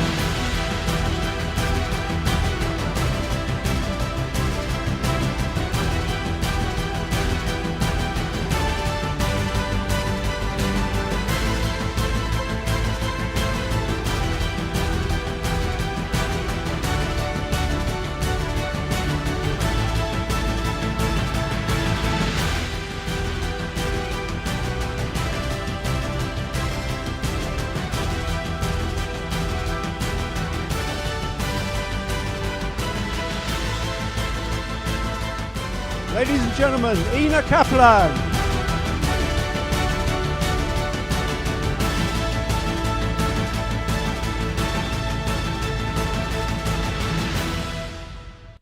That concludes our presentation ceremony. Thank you very much for attending.